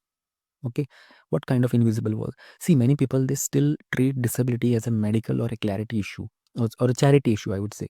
So rather than seeing the person with disabilities or the equal stakeholders, so it's not mentioned here. I'm adding additional information for you. According to the World Bank, this attitude behavior is one of the biggest hurdles in achieving inclusivity. So inclusivity is an important word. Okay, social barriers. So statistics show that the literacy rate among the person with disability is lower than the national average. All right, and what we can do is this leads to fewer job opportunities also. Employment issues are there, है ना, which further increases the financial challenges. So in many PSC and UPSC interviews, they might ask you how to fix this. They'll ask you, how will you solve this problem if something comes up in your tenure? So mention about inclusive education policies, है ना, some vocational courses you can mention, some corporate sector participation you can mention here. Then the transportation barrier. So think about how many buses, trains, or metros have the special seats or ramps. So countries like the USA, there though the Americans, they have this Disabilities Act which enforces accessible transport. And in terms of India, we have the Ministry of Railways. They have begun installing the escalators and lifts in the big stations. However, the last mile connectivity still remains a challenge. Then the physical barriers are there. So this can be basic as not having a ramp or accessible washroom. The 2016 guideline by the Department of Empowerment of Persons with Disabilities, they talk about making the government building barrier free. But there's still a long way to go if you look at the rural areas. There are communication barriers. Now, some TV channels, they provide sign language interpreters for the news bulletins, especially on Doordarshan. But similarly, braille signage in government offices is gradually increasing. So this was a direct outcome of the repeated recommendations by the expert committees. And there are policy and programmatic barriers. Okay, so if a vaccination center isn't wheelchair accessible, so the person with disabilities will miss out. So the same goes for the digital platforms as well. Websites that are not screen reader compatible, they also keep visually impaired individuals away from them. So this is why the government launched the Accessible India campaign. We'll try to Accessible India campaign also. So it directly connects from there here. Moving ahead, we'll try to understand what are the initiatives where the government has shown proper developments. We'll try to understand. Now, this act, this is the main framework. This is a direct result of the commitment of the UNCRPD. Okay, so what is UNCRPD? United Nations Convention on the Right of Person with Disabilities. So always link it to India's international obligations. Okay? India signed this UNCRPD in the year 2007, and this act is how we fulfill all these global promises. So there is a broad definition ensuring that people with mental or the sensory impairments are not left out. Remember the older act, the earlier act, it was from the act was PWD. It was in 1995, Person with Disabilities Act 1995. So it recognized very few disabilities, but in 2016 the definition was expanded. Okay, and later on they have expanded the list significantly. Now they are covering issues like autism spectrum disorder, cerebral palsy, and more. So this is a big jump from the 7 categories earlier to 21 categories now. Then prohibition discrimination against the person with disabilities. So this paves the way for reservation in higher education and government jobs under certain categories. The big point for your exam would be that reservation is currently 4% for persons with benchmark disabilities in the government job. Next is establishment of the statutory bodies. So under the RCI Act, the Rehabilitation Council of India. So RCI, it sets the standards for courses in rehabilitation and special education, and it also maintains a central rehabilitating register. Sometime, UPSC might ask you about the lesser known bodies like RCI. Then we have this body is unique as it specifies the targets of severe disabilities. The National Trust for the Welfare of Persons with Autism. So it also helps set up the group homes and respite centers. A major scheme under the trust is the Samarth scheme, which supports the residential services. Then we have establishment of central public and okay. So what we can do in this is, let us try to understand. So have you heard about the Divyangjan? That is the official government term for person with disabilities. So Divya Ang, divine body part. So this corporation offers concessional credit for the entrepreneurial activities. So it's like a special bank for the person with disabilities. Okay. Then this place, this Alemco. Alemco is a mini Ratna company. Okay, there was a question based on mini Ratna, the category in your prelims exam recently. So it's not mentioned here, but their headquarters is in Kanpur. This is a UP based company, and Alimco is known for producing very quality prosthetics. Prosthetics are the devices which help the people with the disabilities, and they provide them at very low cost. So they have tie-ups with the states for distribution of assistive devices under various schemes. And remember, they also produce wheelchair, tricycle, hearing aids. Now we are talking about next. We were talking about the Accessible India campaign, the Sugamya Bharat Abhiyan. So this was launched in December 2015. Why December 15? Because December 15 is celebrated as International Day of Person with Disabilities. Okay. So I'm giving you additional information. Okay. Under this, the government checks how the accessible public buildings are. They also create guidelines for accessible websites, focusing on digital inclusion. Then there is National Policy for Person with Disabilities. So even though we have this 2016 Act, but the 2006 policy is still relevant. It provides a framework for new laws, ensuring the synergy in India's international commitments. So look out how this policy is often referenced in the new government schemes. Now, what are the steps to be taken? That means, what is the suggestion? What is the way forward? What is the road ahead? Okay. This means we don't just make separate programs for the person with disabilities. We also open up the mainstream programs like the Skill India or the Ayushman Bharat to be inclusive. So this is a universal approach. Then investing in specific program means budget allocation for the Department of Empowerment of Person with Disability. They have been rising, but we still need more. There's a fact I want to share in this thing. In many countries, the allocation of disability welfare is at least 1% of their social sector budget. And we can push that for in India also. And the participatory approach. So remember the phrase, nothing about us without us. This is a global slogan. Okay. So nothing about us without us. So, persons with disability, they should be part of the committees and decision-making bodies from the village level to the national level. So the government, they sometimes organize consultations with the DPOs. What are DPOs? DPOs are Disabled Persons Organization. But we need more such efforts.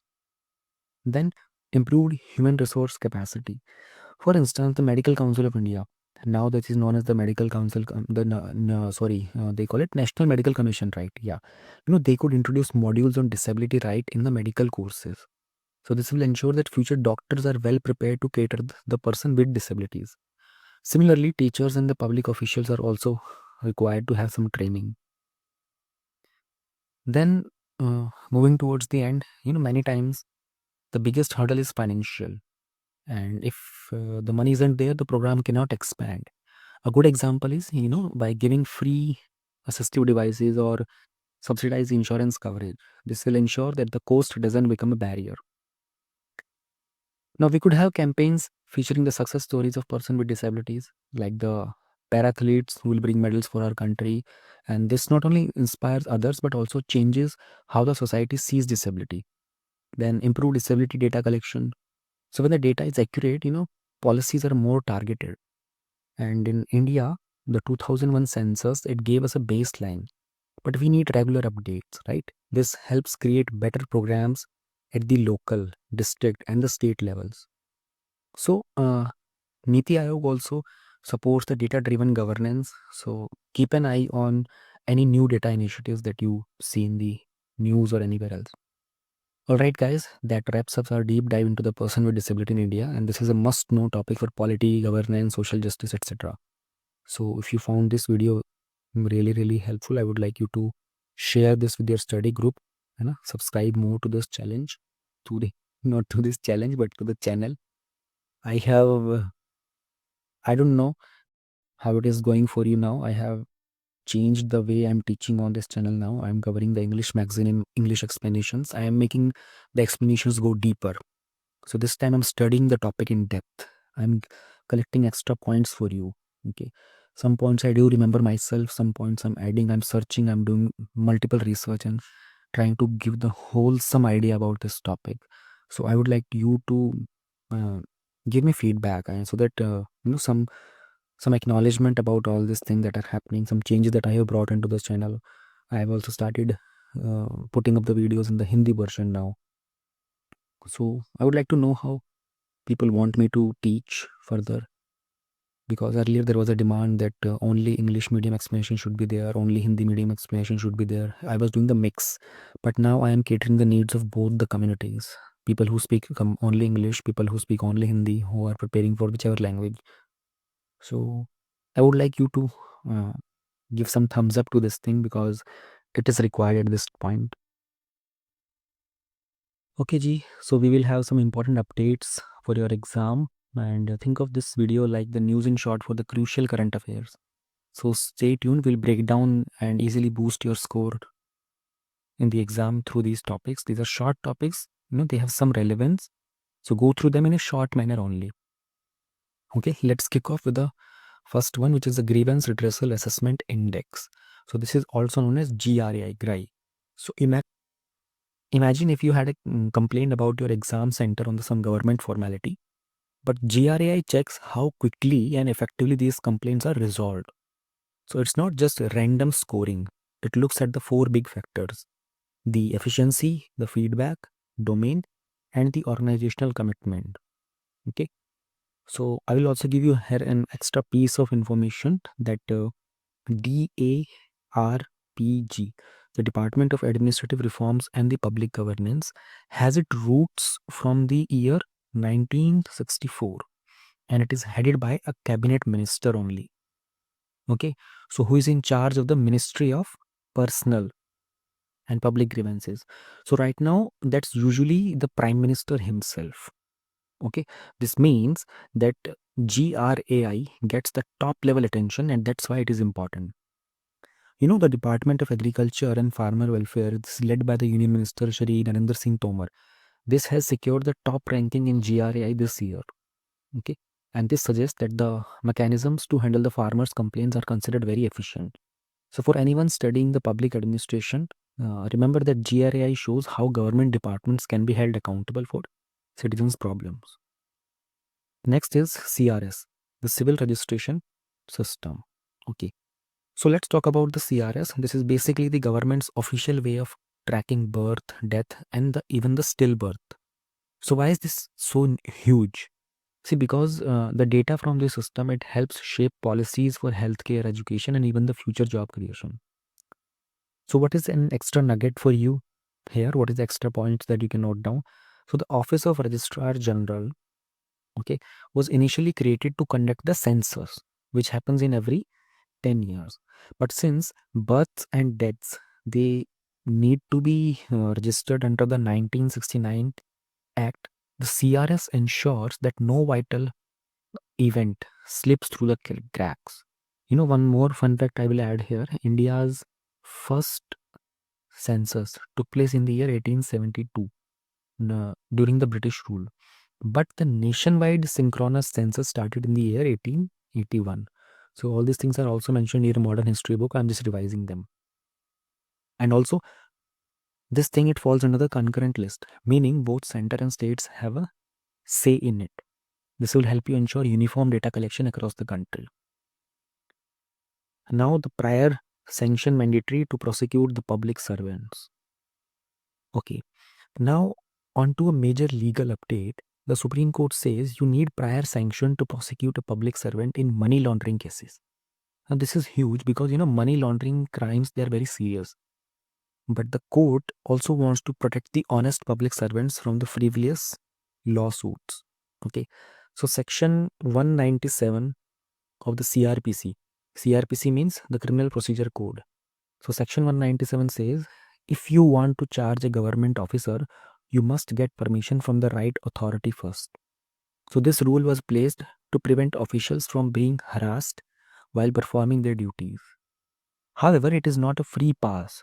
If there is enough evidence, the government can and will grant permission for the prosecution. I'll add more here. The CRPC we have used for decades is being replaced by the Bharatiya Nagrik Suraksha Samhita 2023. You all know about this. I have taught this topic earlier. So the idea is to modernize the criminal laws and speed up the justice. So keep an eye on this if you're writing the exam soon, because these legal changes, they might pop up as the hot questions in your interview or mains exam. So there is a report on prisons in India, jail ke upar. Okay, our president has released this report.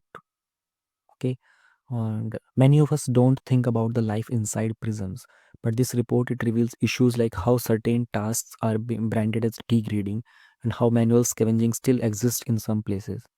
Plus, the bail rejection rates are pretty high, which contributes to overcrowding. So, I would like to add more here. On Netflix, there is a new show recently by the name of Black Warrant. It is, I will believe, one of the most beautifully crafted show on what happens inside the prison. So, this is a story about a jailer. This show is based on a book which was written by a jailer in India. So, this is about Tihad jail. And it's a very important thing. Once, if someone of you want to get into Indian police service, just try to understand how the situation is inside the jails. They have 5-6 episodes only. You can watch them during the lunch or dinner time.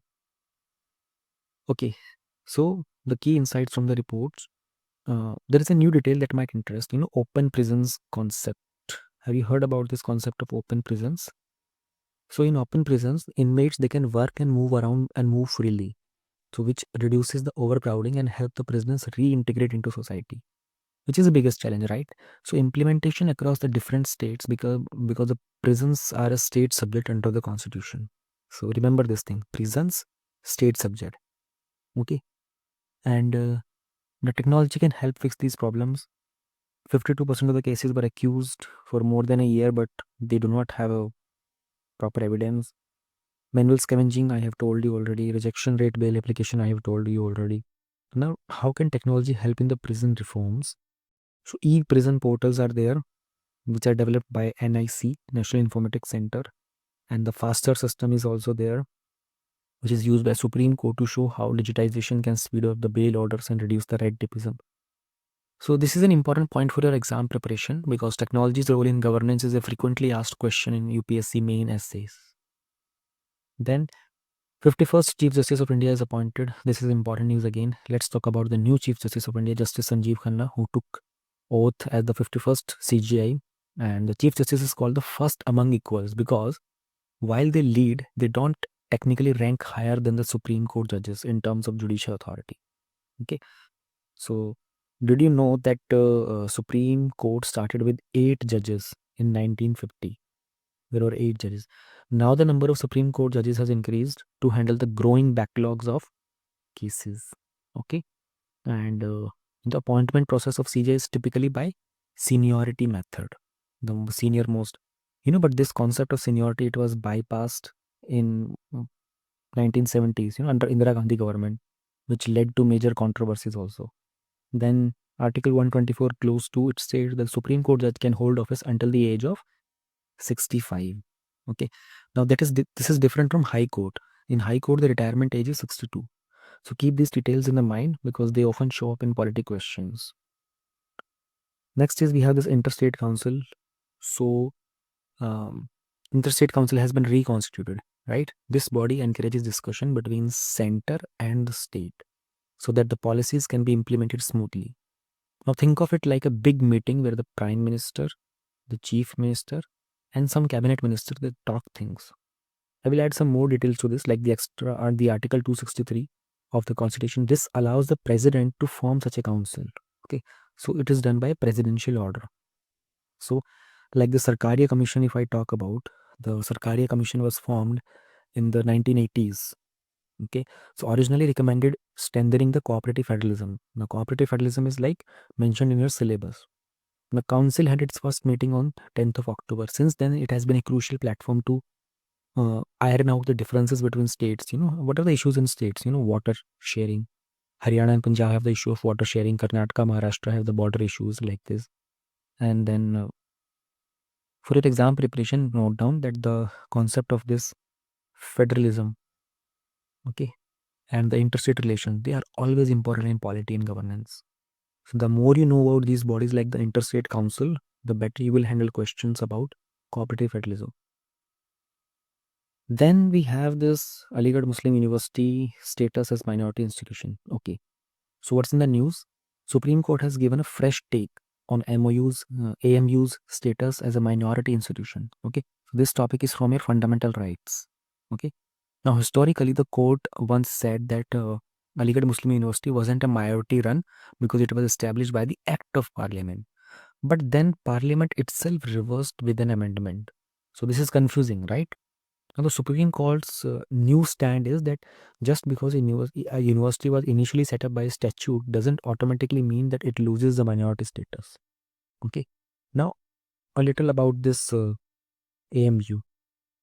So, AMU was originally Mohammedan Anglo-Oriental College, okay, which was founded by Sir Syed Ahmad Khan in 1875. You have heard his name and you have heard about Mohammed Anglo-Oriental College also. Later on in the year 1920, the AMU, it became AMU in 1920. Now the university has contributed a great deal to India's intellectual heritage. It has produced many civil servants, scholars, and even freedom fighters. For your example, you need to remember the Article 30. Okay, so Article 30, Clause 1. Article 30, Clause 1, the fundamental right close to that, it talks about right of minorities to establish and administer the education institutions. Now, the entire AMU case is an example of how these rights have been tested in court. Okay, so that's a wrap up for this video or the news in short and all the 9 topics of polity. If you found this helpful, I would like you to share this with your friends who are preparing for such similar exams.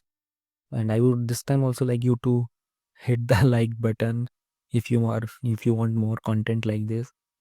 Do subscribe because it's important. It helps. And never miss a crucial update by that bell icon. Okay. Good luck with your preparation. Stay motivated, stay inspired, and I'll see you in the next one. Bye bye. Jai Hind.